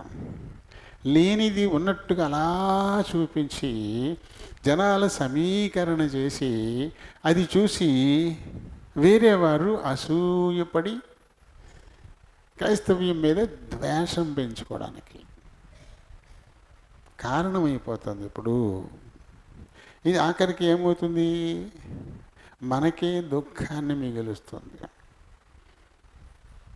ఇలాంటి భారాన్ని నేను మాత్రమే పోగొడతా, మేము పోగొడతామని చెప్పేసి ఎంతోమంది ఉంటున్నారు. నేను పంపించకపోయినా నేనే పంపానని, నేను దర్శనం ఇవ్వకపోయినా నేనే ఇచ్చానని చెబుతూ మోసపుచ్చుతున్నారు. రాజమండ్రిలో ఒక సెంటర్, వాళ్ళకి ఇక్కడ మళ్ళీ మీడియేటర్లో ఇంత కష్టం ఉందని ఇంట్లో ఇది ఉంది నీకు, ఇది వెంటనే వాళ్ళు దర్శనం వచ్చేస్తుంది, వాళ్ళు పోగొట్టేస్తారు, నువ్వు రా నేను తీసుకెళ్తాను, అయితే నాకు ఇంత కమిషన్ ఎంత ఇవ్వాలి, వాళ్ళకి ఎంత ఇవ్వాలి, నాకు ఎంత ఇవ్వాలి, ఇప్పుడు నేను తీసుకెళ్తాను. ఎక్కడిది? క్రైస్తవ్యంలోనే. రాజమండ్రిలో ఒక సెంటర్ ఓపెన్ చేశారు, అక్కడికి తీసుకెళ్ళడానికి ఈ ఊళ్ళో ఒక మీడియేటర్ ఉన్నాడు. ఆ మీడియేటర్ కలుస్తాడు, ఎవరు కొంచెం ఉదయానానికి వెళ్ళేటి సమస్యలు ఏ ఇంట్లో బయలుదేరుతాయో అక్కడికి వెళ్ళిపోతాడు. నీకు అక్కడికి వెళ్తే తప్ప ఈ సమస్య నీకు పోదు, నీకు ఎందుకు రా, నేను తీసుకెళ్తాను. నీకు మారు మనసు లేకుండా, నీ పాపాలు క్షమించబడకుండా ఏది నీకు జరగదు. జరిగినట్టు నువ్వు భ్రమపడతావు అంతే, నిన్ను భ్రమింపచేస్తారు. జబ్బులాగానే ఉండిపోదు లోపల. అది ఎప్పుడు బయటపడాలో అప్పుడు అంటారు కదండి, జడలు విచ్చుకున్న రాక్షసి అన్నట్టుగా పడి ఆఖరికి నాణాన్ని పట్టుకెళ్ళిపోతుంది, ఒక పాటను పట్టుకెళ్ళిపోవచ్చు. ఇలా మోసపుచ్చి వారు ఎంతోమంది ఉన్నారు. ఇలా దుఃఖిస్తున్నటువంటి వారు, ఇలాంటి దుఃఖితులు నేను ఓదారుస్తాను, నా దగ్గరకు మీరు రండి అని ప్రభు పిలిపిస్తున్నాడు. యెషయా 61వ అధ్యాయము 1-3 చదువుదాం మనం. ప్రభువైన యెహోవా ఆజ్ఞ, ప్రభు అయిన యెహోవా ఆత్మ నా మీదకి వచ్చింది, దీనులకు ఒక మంచి మాట చెప్పడానికి, దీవెనలకు అవసరతలు ఉన్న వారికి ఒక మంచి మాట చెప్పడానికి నన్ను అభిషేకించి పంపించారని యెషయా ఎవరిని గురించి ప్రవచించారు? ఆయనే ఇప్పుడు రా, నీ దుఃఖాన్ని నేను తీసి నీకు విశ్రాంతిని ఇస్తాననేటువంటి పిలుపు మనకిస్తున్నాడు. యెషయాలో కనబడ్డ ఆయన అభిషిక్తుడు, ఆయనే లోకరక్షకుడైనటువంటి యేసు ప్రభు. ఆయన చెప్తున్న మాట, దీన్ని మానేసి మనం ఏం చేస్తూ ఉన్నాము? తిమోతికి రాసిన 2వ పత్రిక 4వ అధ్యాయము 3-4 వచ్చిన చదువుదాం. ఎందుకనగా జనులు హితబోధను సహింపక దురద చెవులు గలవారే తమ స్వకీయ దురాశలకు అనుకూలమైన బోధకులను తమ కొరకు పోగు చేసుకుంటున్నారు. ఎవరు వీళ్ళు? దురద చెవులు గలవాళ్ళు. బైబిల్ చెప్తున్న సత్యాన్ని వినడానికి వీరికి ఇష్టం ఉండదు. వారికి నచ్చినట్టుగా చెప్పేవాళ్ళ కోసం ఎదుక్కుంటున్నారు వాళ్ళు. బేష్, నువ్వు కాకపోతే ఎవరు వెళ్తారు పర్లేవు కనుక ఆ లిస్టులో ముందు నువ్వే ఉంటావు. అబ్బో ఎంత చక్కగా నువ్వు ఎంత బాగా నడుచుకుంటున్నావు, నువ్వు ఏ రకంగా అబ్బా దైవజనుడిని ఎంత బాగా ప్రేమిస్తున్నావు, నువ్వు దైవజనుడికి ఎంత బాగా కానుకలు ఇస్తున్నావు నువ్వు. నీ కాకపోతే ఎవరు ఉంటారమ్మా, నువ్వే ముందు ఉంటావు. ఇలాంటి మాటలు చెప్పేసరికి ఉబ్బు తప్పి అయిపోతా ఉన్నారు. ఆ మనిషికి మారు మనసు ఉందా, పశ్చాత్తాపడిందా, పాపాలు క్షమించబడ్డాయా, మారు మనసుకు తగిన ఫలాన్ని ఫలిస్తుందా? నీవు అక్కర్లేదు వారికి. అవి అడిగితే నచ్చరు. ఓ బుర్ర తినేస్తాడరా బాబు అన్నారు. హెబ్రోన్ నుంచి వచ్చినటువంటి దైవజనులు ఇప్పుడు తగ్గించేశారు. ఇదివరకు ఎప్పుడు కన్నపడినా సరే మొట్టమొదటి ప్రశ్న ఒకటే, నువ్వు మారు మనసు పొందావా, నువ్వు రక్షింపడ్డావా? మాటే దీంతో మొదలవుతుంది. నువ్వు మారు మనసు పొందావా, నువ్వు రక్షింపడ్డావా? మరి ఇప్పుడు నువ్వు వెళ్ళిపోతే ఎక్కడికి వెళ్తావు? నరకానికి పోతావా, పరలోకానికి వెళ్తావా? ఇలాంటి ప్రశ్నలు అడుగుతారు. అమ్మో వస్తున్నాడు బాబు అని చెప్పేసి అలాంటి వాళ్ళు ఎదుర్కోవడానికి ఇష్టపడరు. ఈ ప్రశ్నలు ఎందుకోసం? నువ్వు క్షేమంగా ఉన్నావా, ఆరోగ్యంగా ఉన్నావా, నీలో ఏ విధమైన బలహీనత లేదు కదా? ఒకవేళ ఏదైనా బలహీనత ఉంటే చెప్పు, మన దగ్గర దానికి ట్రీట్మెంట్ ఉంది, నువ్వు ఫుల్ ప్రెషర్గా ఆరోగ్యంగా ఉంటావు అని చెప్తే సంతోషమే కదా మనకి. చూడండి, ఇప్పుడు full checkup, full body checkup కదా, తగ్గింపు రేట్లలో అన్ని రకాల టెస్టులు 1116 అంటే మనం పరిగెత్తివ్వట్లే. ఫుల్ బాడీ చెకప్ ఉంటా 1116 అబ్బో వెళ్ళిపోతాం, పరుగుని వెళ్ళిపోతాం. ఒకవేళ మనకే తెలియకుండా శరీరంలో ఏదైనా రోగం ఉందనుకోండి, నువ్వు మారుమనసు పొంది పశ్చాత్తాపడి రక్షింపబడితే అటువంటి రోగం ఉంటే వచ్చిన నష్టమే నీకు. ఇప్పుడు రోగం ఉన్నా లేకపోయినా చచ్చిపోతాం. రోగం ఉండి సంవత్సరాల తరబడి మంచాన్ని పడి ఉండేవాళ్ళు ఉంటారు. ఏ రోగం లేకుండా కుర్చీలో కూర్చొని చచ్చిపోయే వాళ్ళు ఉంటారు. మరణం అనేది వస్తుంది. అది రావడానికి రోగం అనేది ఒక నిశ. అది లేనంత మాత్రాన రాదా, వచ్చేది కదా. కాబట్టి దాని గురించి ఎందుకు? ఫుల్ బాడీ చెకప్ నువ్వు చేసుకోకపోయినా నీకే తెలియకుండా ఒక రోగం నీ శరీరంలో ఉన్న, నువ్వు ఆత్మీయంగా రక్షింపబడి ఉంటే, రక్షణ వస్త్రాన్ని నువ్వు ధరించుకొని ఉంటే, నీతి అనే ప్రభు యొక్క పైబట్ట నువ్వు వేసుకుని ఉంటైతే, నువ్వు ఇప్పుడు వెళ్ళిపోతే ఏంటి? నిజమే, వారి ప్రయాసములు మాని అన్నాడు ప్రకటనలో. ప్రకటన 13, 14 మనం చదువుతాం కదా. వారి ప్రయాసలు మానేసి, ఇక ప్రయాసలన్నీ పోతాయండి, విశ్రాంతి పొందుతున్నారు అని చెప్తాడు అక్కడ. ప్రయాసలన్నీ పోతాయి, విశ్రాంతిలోకి పోతాం. అది ముందు వెనక మీ లోకంలో ఉండి ఇంకే ఏమేం చేసేయాలి, నువ్వు ఏం ఉద్ధరణ చేయాలా? మీరు రోగం ఉంటే ఏంటి? నువ్వు ఆత్మీయంగా రక్షింపబడితే చాలు కదా. ఇవాళ రేపులో శరీరాన్ని వదిలిపెట్టి పోవలసిందే కదా. దేవుని నిత్యరాజ్య వారసత్వం నీకు దొరుకుతుంది కదా. బాడీ చెకప్ అని ప్రకటిస్తే పరిగెత్తుకెళ్ళిపోతావు. నీకు ఏదైనా ఎందుకు చేస్తున్నారు చెకప్లు? ఇంకేమైనా రోగం ఉందేమో, రకరకాల టెస్టులు, బ్లడ్ తీస్తారు, షుగర్ ఉందా, బీపీ ఉందా, హార్ట్ కండిషన్ ఎలా ఉంది, లంగ్స్ కండిషన్ ఎలా ఉన్నాయి, పరిగెత్తిస్తారు. ఒక రకంగా అది అన్నీ చేస్తారు. మొత్తం అంతా హోల్ బాడీ చెకప్ ఈసీజీ తీస్తారు, ఇవన్నీ చేస్తారు. చేసి అన్నీ బాగానే ఉన్నాయి కదా. హార్ట్ కొంచెం వీక్గా ఉంది, అన్నీ బాగానే ఉన్నాయి, కిడ్నీలో కొంచెం ప్రాబ్లం ఉన్నట్టుంది. అయ్యి బాబోయ్, ఇప్పుడు కిడ్నీ టెస్ట్కి వెళ్ళాలట. ఇప్పుడు దాని మీద మొత్తం ఇందాక ఇచ్చిన రిబేట్ అంతా దీంట్లో లాగేస్తారు. హార్ట్లో ఇది కొంచెం తేడా ఉన్నట్టుంది, యాంజియోగ్రామ్ చేయాలా, ఇదంతా అందులో లాగేస్తారు. అక్కడక్కడ పెడుతుంటారు చూడండి, ఫ్రీ టెస్టులు అని చెప్పేసి. ఇంత లిస్ట్ రాసి నువ్వు విజయవాడ చెయ్యి, అందుకుముందు ఏ జబ్బు లేదు, హాయిగా ఉన్నాం ప్రశాంతంగా. ఇక్కడికి వెళ్ళి ఇలాంటి అనుమానాల్లో పెట్టుకుని ఇంటికి వచ్చిన తర్వాత ఇలా అన్నారు, ఊరినే అంటారా, మనకి ఇల్లు ఎందుకైనా మంచిది, ఏమవుతుందో అనేటప్పటికి ఇంకా పెరిగిపోద్ది, ఇంకా మనకి ఇంకా పెరిగిపోద్ది. కానీ ఇలాంటి వాటికి ముందుకు వెళ్ళిపోతాం. కానీ ఎవరైనా దైవజనుడు నిలబడి, అమ్మ నువ్వు రక్షింపడ్డావా, నువ్వు మారు మనసు పొందావా, ఈ మాటలు నచ్చవు. ఇలా అడుగుతారు అంటే తప్పించుకు తిరుగుతారు. లేదు నేను మారు మనసు పొందలేదు, నేను రక్షణ పడలేదు అంటే నేను ఎలా రక్షణ పడ్డాలో, ఎందుకు మారు మనసు పొందాలో చెప్తారు. తద్వారా నీ ఆత్మకు పట్టినటువంటి రోగం పోద్ది. ఈ శరీరాన్ని విడిచిపెట్టడంతో నేను నిత్యరాజ్య వారసత్వానికి నువ్వు వెళతావు. కానీ ఈ మాటలు మనకు నచ్చుతాయా? జనులు దూరద చెవులు కలవారు. అక్క ఎలా వండుతావు నువ్వు, భలే వండుతావు నువ్వు, ఎంత బాగుంటుందో నీ ఇంట్లో నీ చేతి వంట, పీతలేని దొరకవా? అమ్మో ఈసారి వచ్చినప్పుడు పీతలు సంపాదించాల్సిందే గారికి, నా చేతి వంట ఎంత బాగుంటుందో అంట.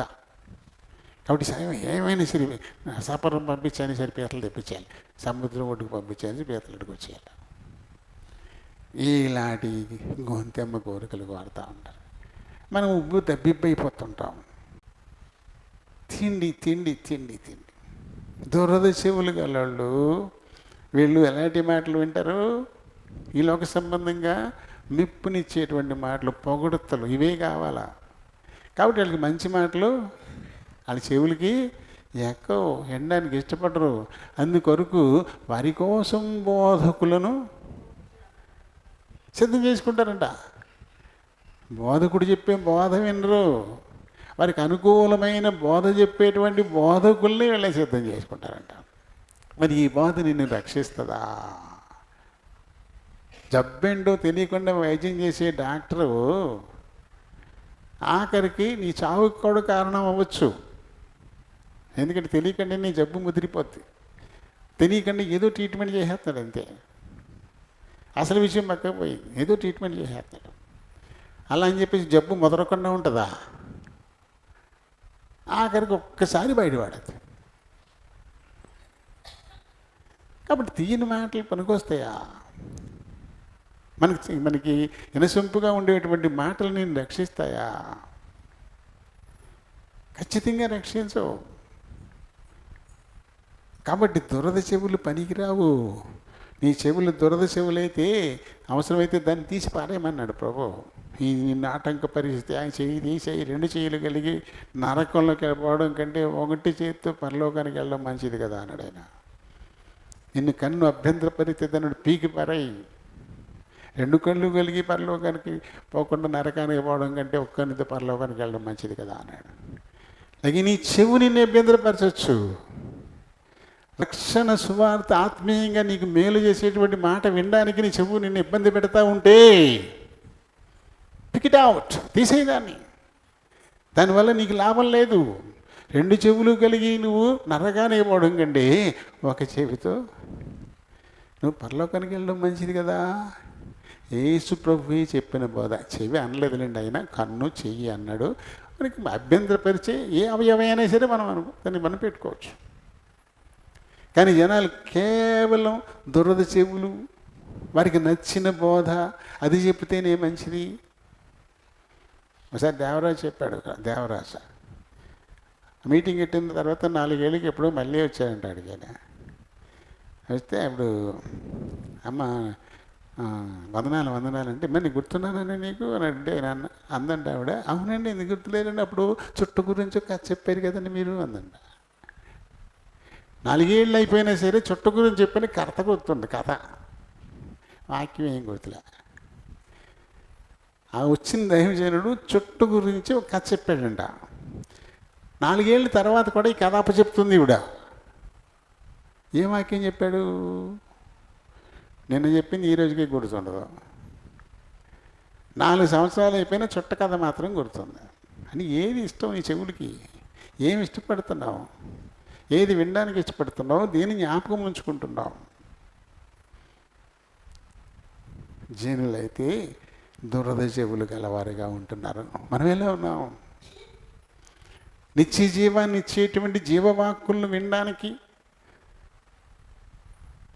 ఆత్మ సంబంధమైనటువంటి ఈ దుఃఖాన్ని నువ్వు పోగొట్టుకుని శాంతి, సమాధానం, సంతోషం, నూతన జీవాన్ని ఇచ్చేటువంటి ప్రభు కావాలా? ఆయన మాటలు కావాలా?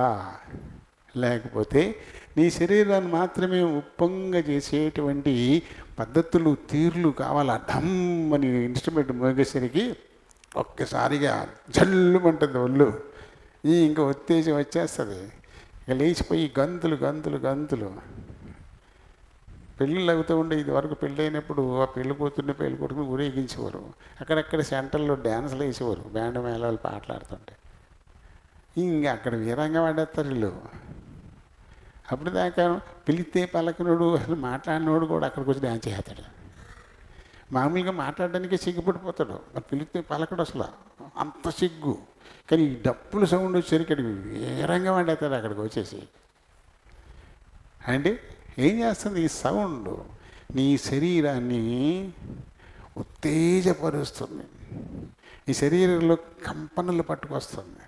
దాంతో నువ్వు ఏం చేస్తున్నావో నీకే తెలియకుండా అయిపోతుంది. దీన్ని ఆయుధంగా వాడుకుంటున్నారు కొంతమంది దైవవచనులు. ఈ మాయలో ముంచేస్తున్నారు నన్ను. ఎంత మంచి బోధకుడు, అప్పుడు ఎంత మంచి సహవాసము, ఎంత చక్కటి మీటింగులు. పరలోకం ఎవరు చూపించాడు? వీళ్ళు చూసారా పరలోకం ఎలా ఉంటుందో? పరలోకం ఎలా ఉంటుంది? ఎవరైనా చూసి వచ్చారా? పరలోకంలోనే ఉన్నట్టుందంట అక్కడ. వాళ్ళు డ్యాన్సులు వేస్తూ ఉంటాయి. గాన ప్రతిగానాలు చేశారు కానీ నాట్యాలు చేసినట్లేదు బైబిల్లో. దోతలు ఏమైనా డ్యాన్సులు వేసేయా? సైన్యములకు అధిపతి యెహోవా పరిశుద్ధుడు పరిశుద్ధుడు పరిశుద్ధుడు అంటూ గాన ప్రతిగానాలు వినబడ్డాయి తప్ప నాట్యమేం లేదు అక్కడ. ఒకటి మట్టుకు చెప్పుకుంటున్నారు, దావీదు నాట్యం ఆడాడు కదా, దావీదు వాలే నాట్యం ఆడి పాట కూడా ఉంది కదా. ఎన్నిసార్లు డ్యాన్స్ చేశాడు ఆయన? మందిరానికి వెళ్ళినప్పుడల్లా డ్యాన్స్ చేశాడు. మందిరంలో ఎన్నిసార్లు డ్యాన్స్ చేశాడు? ఒకే ఒక్క సందర్భం, దేవుని మందసాన్ని దానికోసం సిద్ధపరిచిన స్థలంలో ఉంచడానికి తీసుకొచ్చేటప్పుడు, నా ప్రభు మందసాన్ని నేను చాలా సగౌరవంగా దావీదు పట్టణంలోకి నేను తీసుకొస్తున్నానని ఆయన ఆనందంతో ఆయన ఒకసారి డ్యాన్స్ చేశాడు. అంతే తప్ప ఆయన అత్తమాన డ్యాన్స్లే వేయలే. ఆయన వాగ్గేయకారుడు, ఎన్నో కీర్తనలు రాసి పాడాడు. పాడినప్పుడల్లా డ్యాన్స్ చేశాడా? ఏం లేదు. సౌలుకు మాయదారి రోగం వచ్చినప్పుడు కూడా ఎదురుకుండా ఉండి వాయిద్యాన్ని వాయించుకుంటూ పాట పాడేవాడు అంతే. ఆయన ఎదురుకుండా ఏమి నృత్య ప్రదర్శన చేయలే. పాటకే దెయ్యం పారిపోయింది. కానీ దావీదు డ్యాన్స్ చేశాడు కదా. కాబట్టి మనం డ్యాన్స్ చేయాలని చెప్పేసి ప్రతి మీటింగ్, ప్రతిరోజు, ప్రతి చోట డ్యాన్స్లే డ్యాన్స్లే డ్యాన్స్లే. ఏం చేస్తున్నారు వీళ్ళు? ఇవన్నీ మనుషులు కల్పించిన పద్ధతులనే దైవోపదేశాలను చెప్పేసి నమ్మిపోతూ దుఃఖాన్ని మరింతగా పెంచేసుకుంటున్నారు, దుఃఖితులైపోతున్నారు. ఇలాంటి దుఃఖాలు చూడండి. రోమియోలు రాసిన పత్రిక 6:20 నుంచి చదువుదాం, ముగించేద్దామని చెప్పి ఈ భాగాన్ని. మీరు పాపములకు దాసులై ఉన్నప్పుడు నీతి విషయమై నిర్బంధము, పాపానికి దాసులైపోయినప్పుడు వారికి నీతి విషయమైన నిర్బంధం ఇంకేం ఉండదు. పాపానికి నీతికి విరుద్ధం కదా. నీతి ఉన్నక్కడ పాపం ఉండదు, పాపం ఉన్నక్కడ నీతి ఉండదు. నువ్వు పాపానికి దాసులైపోయినప్పుడు నీతి నిమిత్తమైన నిర్బంధం ఇంకేం ఉండదు. నువ్వు స్వేచ్ఛగా నీ ఇష్టానికి నువ్వు వెళ్ళిపోవచ్చు, చేసుకుంటూ పోవచ్చు, ఏదైనా చేసేయచ్చు. ఇంకా ఎందుకంటే నీ నాయకుడు ఎవరు? పాపం. పాపం అంటే సిగ్గులేనిది, పాపం అంటే మంచి చెడ్డల విచక్షణ లేనిది, పాపం అంటే అయ్యో పాపం అనేది ఏముండదు కదా దానిలో. దానికి దాసులైపోయినప్పుడు నీతి నిమిత్తమైనటువంటి నిర్బంధం ఇంకా వారికి ఉండదు. ఎలా పడితే అలా. ఎందుకు క్రైస్తవులుగా మనలేకపోతారు? క్రీస్తుని వెంబడించే వారిగా ఎందుకు మనలేకపోతా ఉన్నారు? ఎందుకంటే ఇక్కడ అన్ని నిర్బంధం, పాపపు సంబంధించినటువంటి నిర్బంధాలు ఉంటాయి. నువ్వు నీతిగా బతకడానికి అవసరమైనటువంటివి ఎన్నో నిర్బంధాలు ఉంటాయి. నువ్వు అసత్యం చెప్పకూడదు, దేవదోషణ చేయకూడదు, బూతులు తిట్టకూడదు, ఎవరిని కొట్టకూడదు, ఎవరిది దోచుకోకూడదు, ఇలాంటివన్నీ నిర్బంధాలు ఉంటాయి. మోసం చేయకూడదు, అన్యాయం చేయకూడదు. ఎలా? ఇలాంటి నిర్బంధాలన్నీ ఉంటే డబ్బులు సంపాదించుకునేది ఎలాగా? పౌలు గారు చెప్తున్నటువంటి మాటలు అవి. ఎప్పుడైతే మనం పాపానికి దాసలం అయిపోయామో అప్పుడు నీతి నిమిత్తమైనటువంటి నిర్బంధాలు ఇంకా వారికి ఏమీ ఉండకుండా అయిపోతాయి. తర్వాత చదువు. అప్పటి క్రియల వలన మీకేమీ ఫలము కలిగెను. అంటే నీతి నిమిత్తమైన నిర్బంధం లేకుండా నువ్వు చేసినటువంటి ఆ పనుల వల్ల నీకేంటి లాభం కలిగింది? నీకు చదువు. వాటిని గురించి అంతే కదా. ఆ నిర్బంధం లేకుండా విచ్చలవిడిగా పాపం చేసినప్పుడు తర్వాత అవి మళ్ళీ సిగ్గుపరుస్తాయి ఖచ్చితంగా. మనకి సిగ్గు కలుగుచ్చి ఇలా చేశాను, నేను ఇలాంటి పనులు చేశానా, అప్పచ్చి అనిపిస్తుంది మనకే. ఎందుకంటే అది యుక్తమైంది కాదు కాబట్టి సిగ్గుపడాల్సినటువంటి పరిస్థితి వస్తుంది.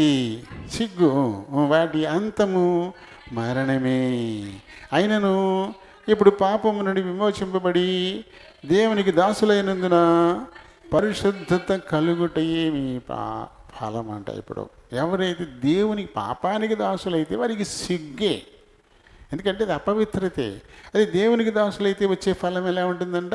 పరిశుద్ధత. ఈ పరిశుద్ధత ఎక్కడ తీసుకెళ్తుంది? మళ్ళీ దేవుని పరిశుద్ధ పర్వతం మీదకి తీసుకెళ్తుంది. దేవుని పరిశుద్ధ గుడారంలో ఆయనతో పాటు ఉండడానికి తీసుకెళ్తుంది. 15వ కీర్తనలో చదువుతాం, 24వ కీర్తనలో కూడా 3-4 వచనాలు చదువుతాం. అక్కడ ఉంటుంది కదా, పరిశుద్ధత లేకుండా దేవుని పరిశుద్ధ పర్వతం మీద మనం ఉండగలమా? ఆయన గుడారంలో ఆయనతో పాటు ఉండగలమా? ఆయనతో ఉండగలిగేటువంటి ఒక ఆధిక్యతనకు ఇచ్చేదే పరిశుద్ధత. పాపమును విడిచిపెట్టి దేవునికి దాసులై నీతిని అనుసరించి నడుస్తున్నప్పుడు దానివల్ల వచ్చే ఫలం ఏంటంటే అది పరిశుద్ధత. పరిశుద్ధుడైన దేవునితో పాటు నిన్ను ఉంచుతుంది. అది నిన్ను సిగ్గుపరచదు. అది నిన్ను సిగ్గుపరచదు. తర్వాత చదవమ్మా. దాని అంతం ఏంటి? నిత్య జీవం. పాపాన్ని వెంబడిస్తే దాని అంతం నిత్య నరకం. కానీ ఇక్కడ నిత్య జీవం. ఎలా అనగా పాపం వలన వచ్చు జీతం మరణం, అయితే దేవుని కృపావరం మన ప్రభువైన యేసునందు నిత్య జీవం. నిత్య జీవం పొందుకున్నటువంటి వారికి ఇంకా దుఃఖమే ఉంటుంది. ఆయన మరి యేసు ప్రభు మత్తయి సువార్త 5వ అధ్యాయంలో కొండ మీది ప్రసంగంలో దుఃఖపడువారు ధన్యులు, వారు ఓదార్చబడుతారు. ఈ దుఃఖం దేని గురించి? ఆత్మ విషయమై దీనిలైన వారు ధన్యులు, పరలోక రాజ్యం వారిది. దుఃఖపడు వారు ధన్యులు, వారు ఓదార్చబడతారు. దుఃఖపడే వారికేగా ఓదార్పు కావాలి. దుఃఖలేనుడికి ఓదార్పు ఎందుకు? కాబట్టి ప్రభు వచ్చి మనల్ని ఓదార్చాలంటే దుఃఖం అవసరమే. ఆయన వచ్చి మనల్ని ఓదార్చాలంటే ఖచ్చితంగా మనం దుఃఖపడాల్సిందే. దుఃఖపడకుండా ఎవరు వచ్చి ఓదార్తారు? నవ్వుతా ఉన్నవాడి దగ్గరికి వెళ్ళి వాడని ఓదార్తాడా? దుఃఖపడేవాడిని కదా ఓదార్చాలి, బలహీనుడిని కదా పరామర్శించాలి. అన్నీ బాగున్నవాడికి పరామర్శ ఎందుకు? హ్యాపీగా ఉన్నవాడికి ఓదార్పు ఎందుకు? ఎందుకు నువ్వు ధన్యుడు? నువ్వు ఎందుకు దుఃఖపడితే ఎందుకు ధన్యుడు అంటున్నాడు ఆయన? ప్రభు ఓదార్పు నీకు తప్పకుండా దొరుకుతుంది. అందుకని నేను పిలుస్తున్నాడు, దుఃఖపడు వారులారా నా దగ్గరకు రండి. నేను మీ దుఃఖాన్ని మాపుతాను, నేను మీకు విశ్రాంతిని ఇస్తాను. అయితే శరీర సంబంధమైన విషయాల్లో దుఃఖం, లేకపోతే ఆత్మీయ ఆసక్తి కలిగి ఉన్నప్పుడు వచ్చేటువంటి దుఃఖం, రెండు రకాల దుఃఖం ఉంటుంది. ఆత్మకు అవసరమైన దానికోసం దుఃఖం, అది దైవ చిత్తానుసారమైన దుఃఖం, రక్షణార్థమైన మారు మనసునిస్తుంది అని బైబిల్ చెప్తుంది. అక్కడ దుఃఖం అవసరమే, అది దైవ చిత్తానుసారమైన దుఃఖం. అంటే ప్రభువే మనకి కలిగించేటువంటి దుఃఖం. ప్రభువే నీ హృదయాన్ని ఒకసారి కదిలించి అందులో ఉండి చెడుగునంతా చూపించి అది చూసి నీకు నువ్వుగా ఏడ్చేటువంటి పరిస్థితి తీసుకురావడం. దావీదు నా పాపమంతా నేను నా కన్నీటితో కడిగేసుకుంటున్నాను అంటాడు. నా పరుపు నా కన్నీటిలో తేలిపోతుంది అంటాడు. అంటే ఆయన పాపాన్ని కడిగింది మామూలు నీళ్ళు కాదు, కన్నీరే. కాబట్టి మన హృదయాన్ని కడిగేయడానికి దేవుడు ఏం చేస్తాడు? ఆయన చిత్తానుసారమైన దుఃఖాన్ని మనకి కలిగిస్తాడు. దైవ చిత్తానుసారమైన దుఃఖం, అదే రక్షణార్థమైన మారు మనసు. ఖచ్చితంగా నువ్వు రక్షింపబడతావు. ఆ తర్వాత ఇక దుఃఖమే, ఇక కన్నీళ్ళే, ఇక ఉండనటువంటి స్థితి అది ఇవ్వడం కొరకు దేవుడు ముందు కాస్తంత దుఃఖపెడతాడు. కాబట్టి దుఃఖపడు వారు ధన్యులు. ఇలాంటి వారందరినీ ఆయన పిలుస్తూ ఉన్నాడు. రండి రండి అంటాడు. రోమీయులకు రాసిన పత్రిక 13:13.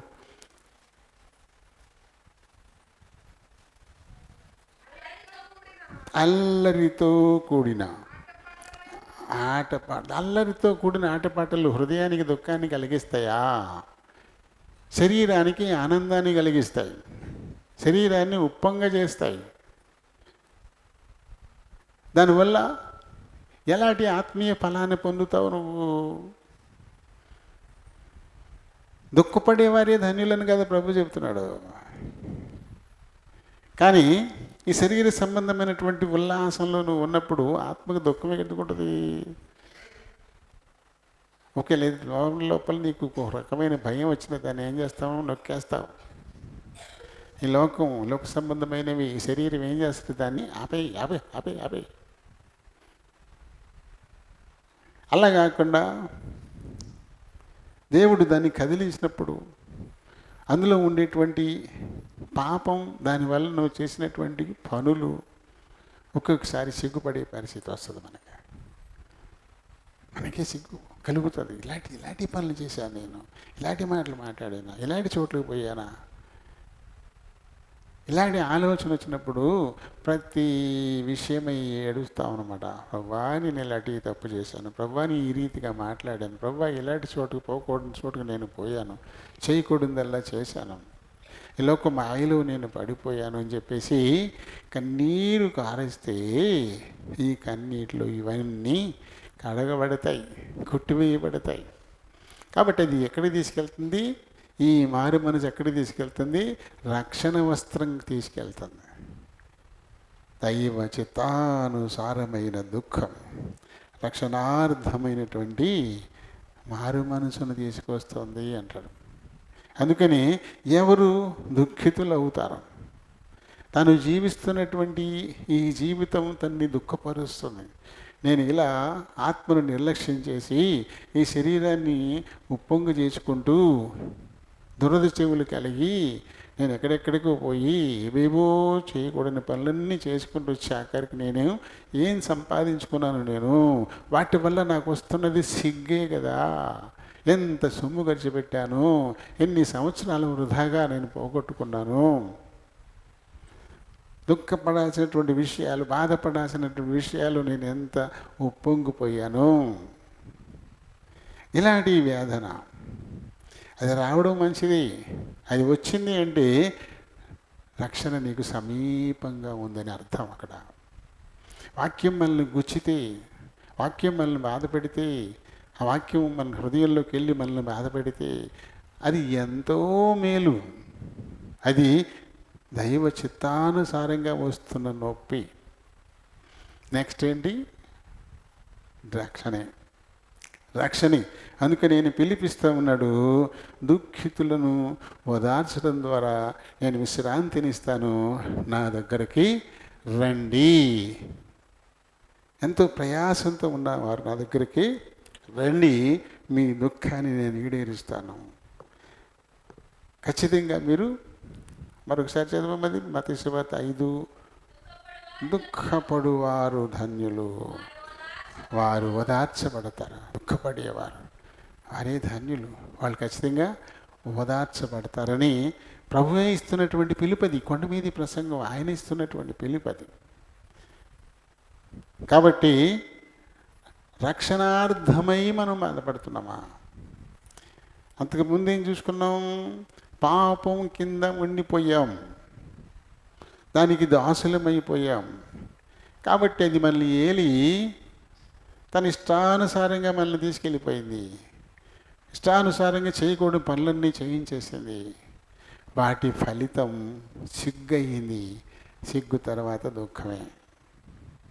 అయితే అలాంటి వారు నా దగ్గరికి రండి, నేను మీకు విశ్రాంతినిస్తానని పిలిపిస్తున్నాడు ప్రభు కదా.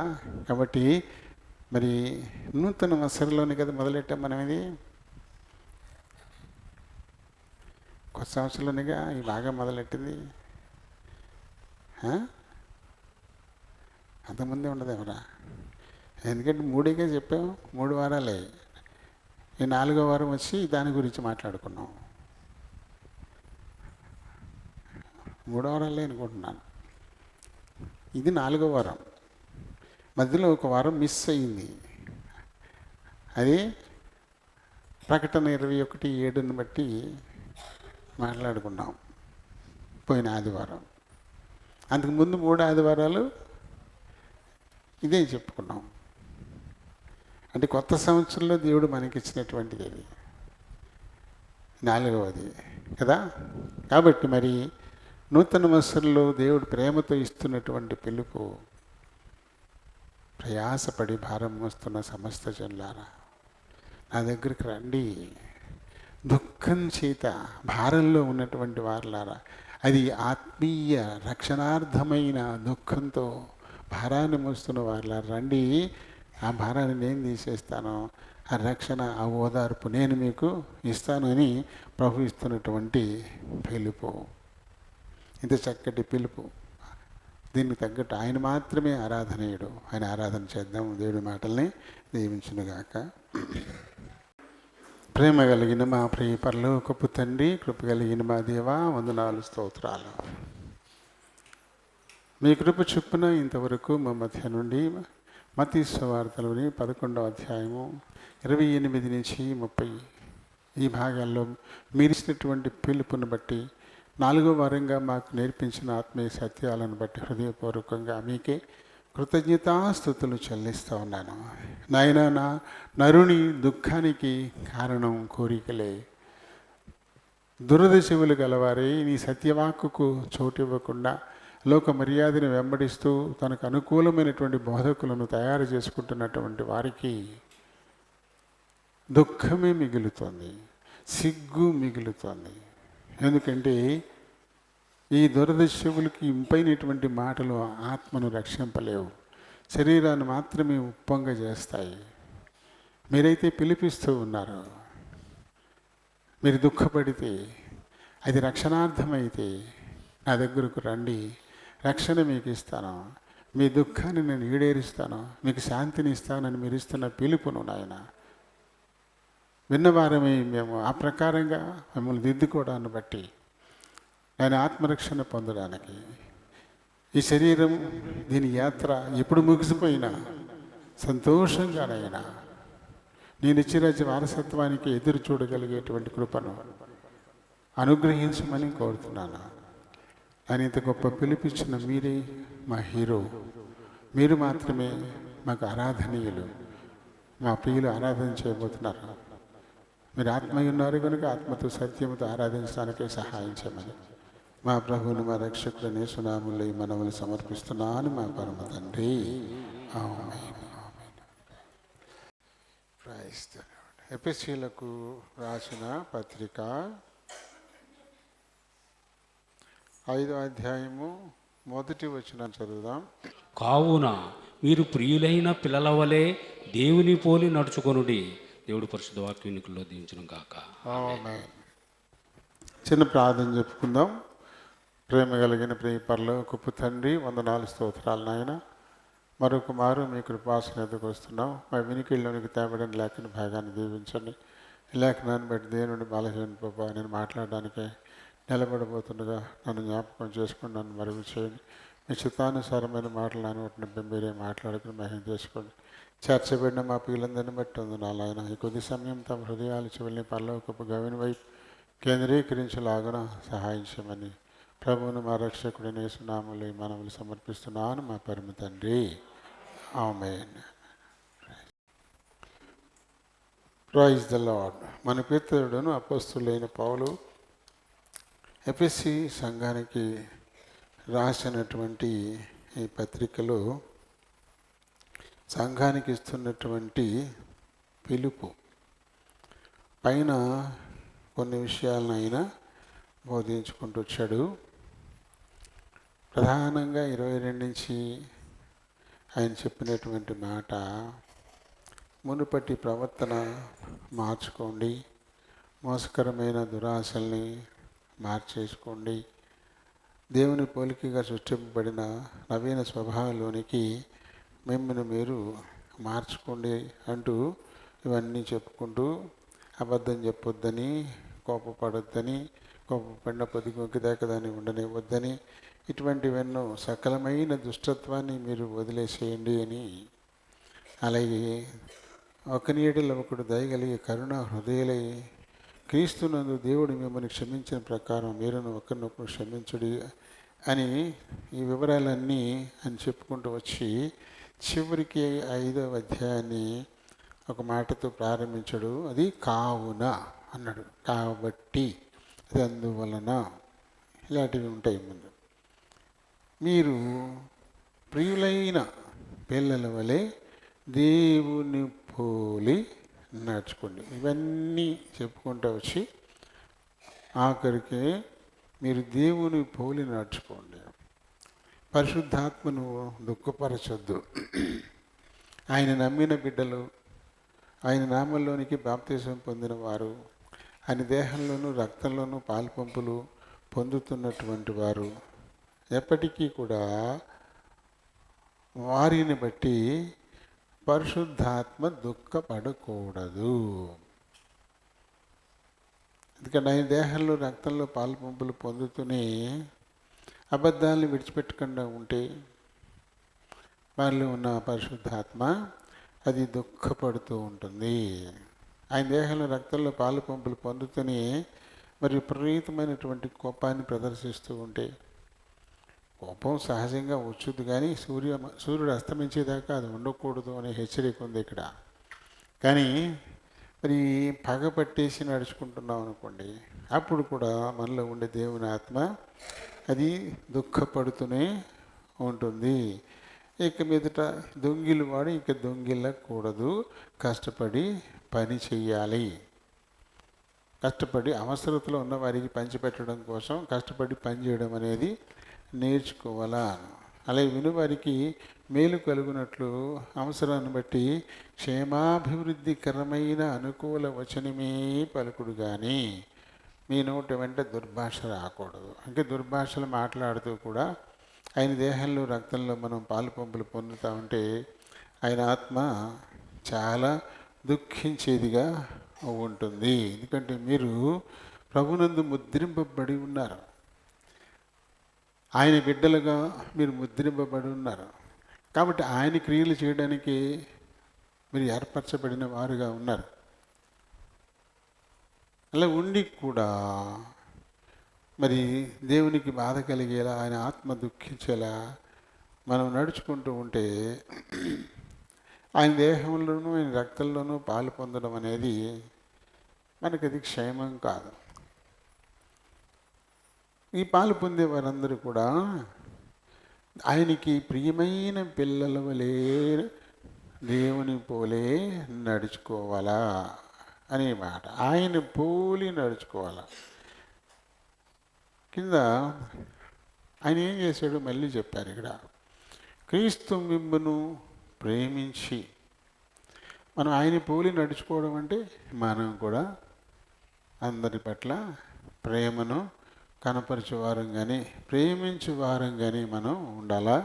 అలాగే పరిమళ సువాసనగా ఉండుటకు క్రీస్తు యొక్క సువార్త, ఆ సువాసనలు మనలో ప్రకాశిస్తూ ఉండాలి. మనం పొందిన ఆత్మీయ మేళ్ళు ఇతరులకు కనబడాలా, ఇతరులు దాన్ని ఆ సువాసనను ఆఘ్రాణించాలా. పరిమళ సువాసనగా ఉండడం కోసమే ఆయన మన కోసం తనను తాను దేవునికి అర్పణంగాను బలిగాను అప్పగించుకున్నాడు. ఆయన అప్పగించుకోవడాన్ని బట్టి, ఆయన మన స్థానంలో శ్రమ పెట్టబడి మన కోసం ఆయన చనిపోవడాన్ని బట్టి ఆ అనుభవాలన్నీ మనలో పరిమళించాలా అనేది దేవుని కోరిక. ఆయన యొక్క గుణగణాలు నిన్న మాట్లాడుకున్నాం. ఆయన ఏమిటో, యేసుక్రీస్తును ధరించుకోండి అన్నాడు. యేసుక్రీస్తుని ధరించుకోవడం అంటే ఆయన ప్రేమను ధరించుకోండి, ఆయన దయను ధరించుకోండి, ఆయన జాలి, వాత్సల్యత, ఆయన మంచితనం, వాటిని ధరించుకోండి. ఆయన దీర్ఘశాంతం, ఆయన దీన మనసు, ఆయన సాత్వికాన్ని ధరించుకోండి, ఆయన స్వార్థ త్యాగాన్ని ధరించుకోండి, ఆయన క్షమాగుణాన్ని ధరించుకోండి అని మనం ఒకటి చదివాం. రోమిలు రాసిన పత్రికలో 13-14 అక్కడ మన విషయాల్ని చదివాం. కాబట్టి ఇప్పుడు మనం ఆయన దేహంలోనూ ఆయన రక్తంలోనూ పాలు పొందుతున్నటువంటి మనం కూడా మీరును ప్రేమ కలిగి నడుచుకోండి అంటాడు. ప్రేమ అంటే దేవుడే. ప్రేమ కలిగి నడుచుకోకుండా మన ఇష్టానికి మనం నడుచుకుంటూ ఆయన దేహంలోనూ ఆయన రక్తంలోనూ మన పాలు పంపులు పొందితే అది మనకి ఏమాత్రం కూడా క్షేమం కాదు. ఆధ్యాత్మిక క్షేమాభివృద్ధి మనలో ఉండదు. కాబట్టి పాలు పొందేవారు ఎలా ఉండాలంటే దేవునికి ప్రియులైన పిల్లల వలె, ఆయన వలెనే ఆయన గుణలక్షణాలని, ఆయన పోలికను కలిగి ఉండి లోకానికి చూపించేవారుగా ఉండాలా. ఏమీ ఉండకూడదు. ఇంకా చెప్పాడు, జారత్వమే కానీ, అపవిత్రతయే కానీ, లోభత్వమే కానీ, అసలు వీటి పేరు కూడా ఎత్తకూడదంట. అవి కలిగి ఉండడం కాదు, ఆ పేరు కూడా మనం అసలు ఉచ్చరించడానికి వీలు పడదు. అంత దూరంగా వాటికి మనం ఉండాలా. అది మాత్రమే పరిశుద్ధులకు తగినది. ఆ లక్షణాలను బట్టి దేవుని పరిశుద్ధాత్మ సంతోషపడతాడు. ఇవి కనుక మనలో ఉండి వీటి పేరు మనం ఎత్తుతూ ఉంటే మళ్ళీ పరిశుద్ధాత్మ దుఃఖపడతాడు అనేటువంటి మాట. మనం ఇంకా ఏమన్నాడు కింద, మీ నోటి వెంట ఎప్పుడు కూడా కృతజ్ఞతావచనమే. ప్రతి విషయంలోనూ కృతజ్ఞత చెప్పాలా. ఎప్పుడూ కృతజ్ఞతే, కంప్లైంట్స్ ఉండకూడదు, తిరుగుబాటు ప్రదర్శించకూడదు. ఎప్పుడు అంటే మంచి అయినా చెడైనా థ్యాంక్ యూ అంతే.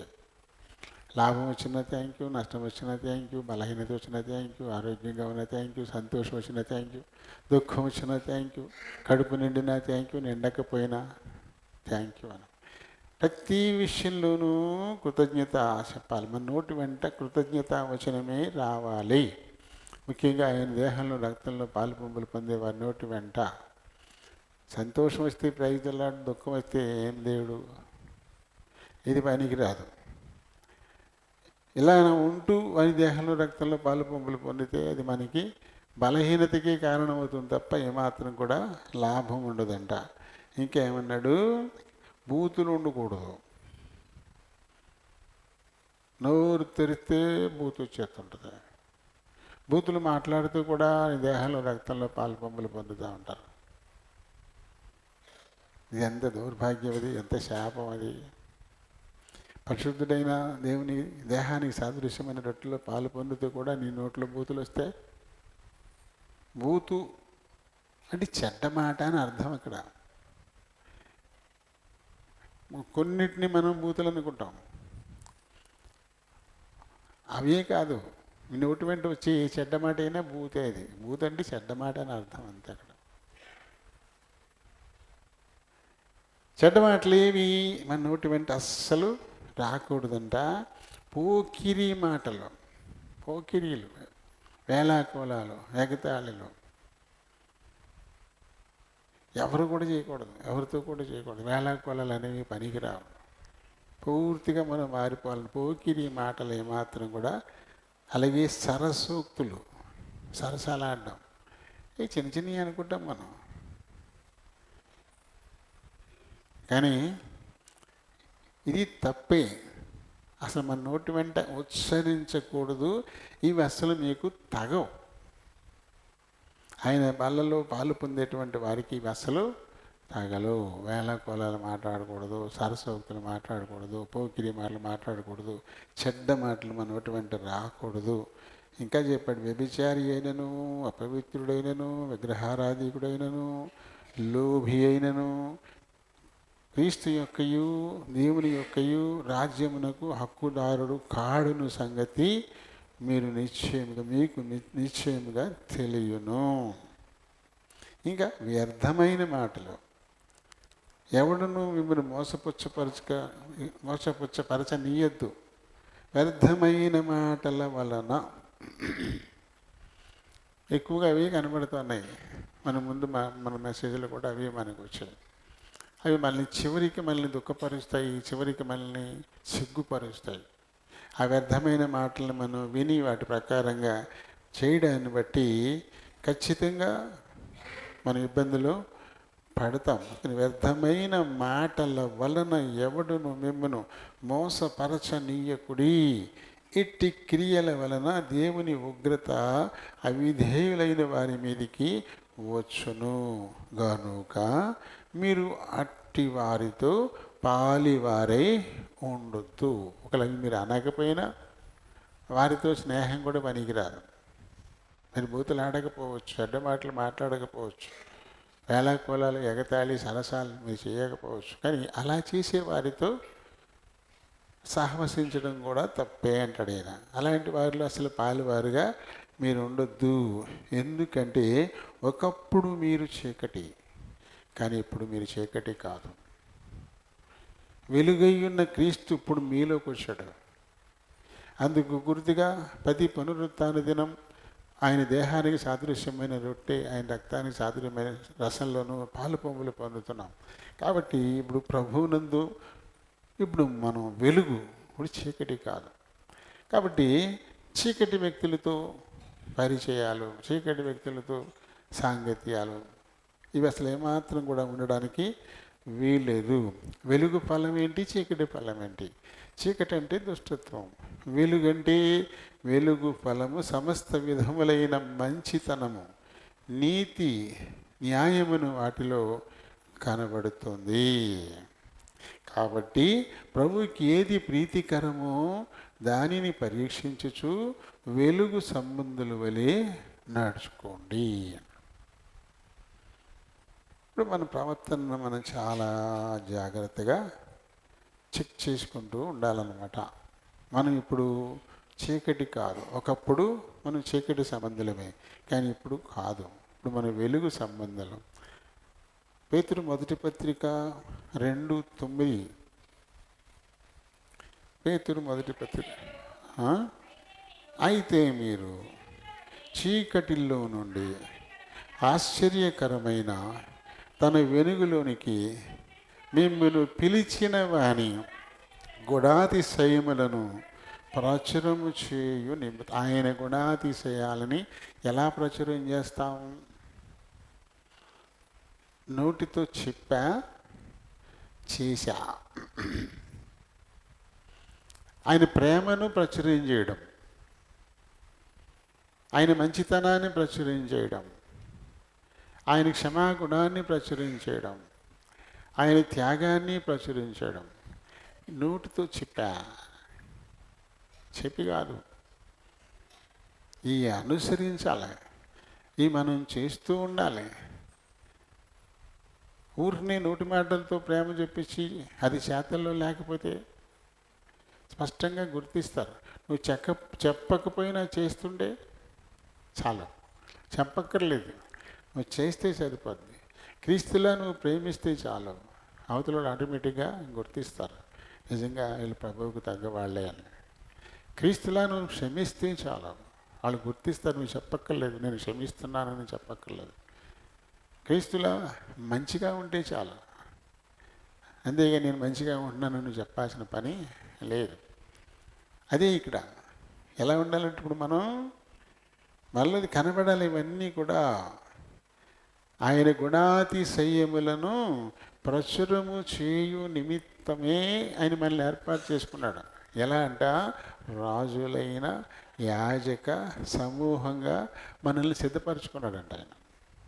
ఎవరు రాజులు, ఎవరు యాజకులు అంటే, చీకట్లో నుంచి ఆశ్చర్యకరమైన వెలుగులోనికి ఎవరైతే పిలువబడ్డారో వారే. వెలుగు సంబంధులు ఎప్పుడు కూడా చీకటి పనులు చేయరు. వెలుగు సంబంధులు ఎప్పటికీ కూడా చీకటి సంబంధమైన మాటలు వచింపరు. వెలుగు సంబంధులు ఎప్పటికీ కూడా చీకటి సంబంధమైన చెడు ప్రాంతాలకు వాళ్ళు పోరు, సంచరించరు. అలాంటి వారితో కూడా సాంగత్యం కూడా కుదరదు. ఇంకా అలాంటి సాంగత్యం అనుకుంటే, ప్రియులైన పిల్లల వల్ల దేవుని పోలి మనం నడుచుకున్న వారం కాము. దేవునికి ప్రియులైన పిల్లలవై అన్నమాట. ఆయన ఎవరికి నచ్చుతారు? మనకి లోక సంబంధంగా మనం చూస్తాం. తాతయ్య నడిచినట్టే మంచిగా నడుచుకుంటే ఆ పిల్లని ఏమంటారు? చాలా మెచ్చుకుంటారు. ఎవరికి చూస్తే ఏం తాతయ్య చేసినట్టే ఉందిరా, అన్నీ తాతయ్య బుద్ధులే, చాలా మెచ్చుకుంటారు. తాత ఆ బుద్ధులకు విరుద్ధంగా నడుచుకుంటే, ఈ తాతయ్య పేరు చెడగొట్టడానికి పుట్టేవారు నువ్వా అని చెబుతారు. అదే కదా. అలాగే ప్రభువు పోలి మనం నడుచుకోకపోతే మనల్ని బట్టి ప్రభు నామం దూషింపబడుతుంది. ఆయన పేరెట్టుకున్నప్పుడు ఆయన వల్లనే ఉండాలా, ఆయన గుణలక్షణాలన్నీ మనలో కనబడాలా. ముఖ్యంగా ఆయన వెలుగై ఉన్నాడు. ఆయన ధరించుకున్న వారు వెలుగు సంబంధులై ఉండాలా. ఇంకా చీకటిలో నడుస్తుంటే చీకటి సంబంధులుగా ఉంటే మనల్ని బట్టి దేవుని నామానికి అవమానం. అప్పుడు ఆయన దేహం రక్తం మనకి ఏమాత్రం మేలు చేస్తుంది? కీడే కదా. అందుకని ఆయన దేహానికి సాదృశ్యమైన రొట్టెలను, ఆయన రక్తానికి సాదృశ్యమైన రసంలోను పాలు పంపులు పొందడానికి సిద్ధమైన వారు, నేను నా ప్రభువును పోలే నడుచుకుంటున్నానా, వెలుగు సంబంధిగానే నడుచుకుంటున్నానా, నా ప్రభువు ప్రేమ గలవాడు, ఆ ప్రేమ నాలో కనబడుతుందా, ఆయన సమస్తమైన మంచితనం కలిగిన వాడు, ఆ మంచితనం నాలో కనబడుతుందా, ఆయన దయ నాలో ఉందా, ఆయన క్షమాగుణం నాలో ఉందా, ఆయన నీతి, ఆయన న్యాయం నాలో ఉందా, దీన్ని మనం చూసుకోవాలి. ఇవి ఇతరులు మనలో గుర్తించాలి. ఇతరులు మనలో గుర్తించినప్పుడే దేవుని నామానికి మహిమ. మన నోటితో చెప్పడం కాదు, నా ప్రభు ప్రేమను బట్టి నేను నడుచుకుంటున్నాను, ఆయనలాగా నేను ప్రేమిస్తున్నాను నేను చెప్పడం కాదు. నోటి మాటతో కుదరదు, ఆచరణలో అది కనబడాలి. నువ్వు ఆచరణ చేసేటప్పుడు చెప్పక్కర్లేకుండానే తెలిసిపోయింది అవతల వాళ్ళకి. చెప్పకుండానే మన క్రియల ద్వారా ప్రభువుని చూపించాల, ఆయన పిల్లలమని ఇతరులు గుర్తించాల. అది ఎప్పటికీ కూడా ధన్యత కదా. కాబట్టి వాళ్ళలో పాలు పొందుతున్న మనల్ని మనమే పరీక్షించుకోవాలి, లేకపోతే శిక్షావిధికి లోనైపోతామని పౌలు గారు హెచ్చరిస్తున్నాడు. మనం నాశనం అవడానికి దేవుడు మనకి ఇవ్వలే, ఇవి మరింతగా మనం వికసించాలని దేవుడు కోరుకుంటున్నాడు. అందుకోసమే ఇది నా శరీరం అంటూ ఆయనే పంచిపెట్టాడు, ఇది నా రక్తం అంటూ ఆయనే పంచిపెట్టాడు. నేను వచ్చి పర్యంతము దీనిలో పాలు పంపులు పొందండి, అప్పుడు నా మరణాన్ని పునరుత్థానాన్ని మీరు ప్రచురించేస్తారు అని ఇచ్చాడు ఆయన. కాబట్టి ఇందులో పాలు పొందడం ద్వారా ఆయన గురించి మనం ప్రచురం చేసేవారం కావాలి. ఆయన నీతిని, ఆయన ప్రేమను, ఆయన సత్యాన్ని, ఆయన త్యాగాన్ని, వీటన్నిటిని ఇతరులకి తెలియపరిచేవారం కావాలి. మన క్రియల ద్వారా తెలియపరిచేవారం కావాలి. దేవుడి మాటల్ని దీవించును గాక.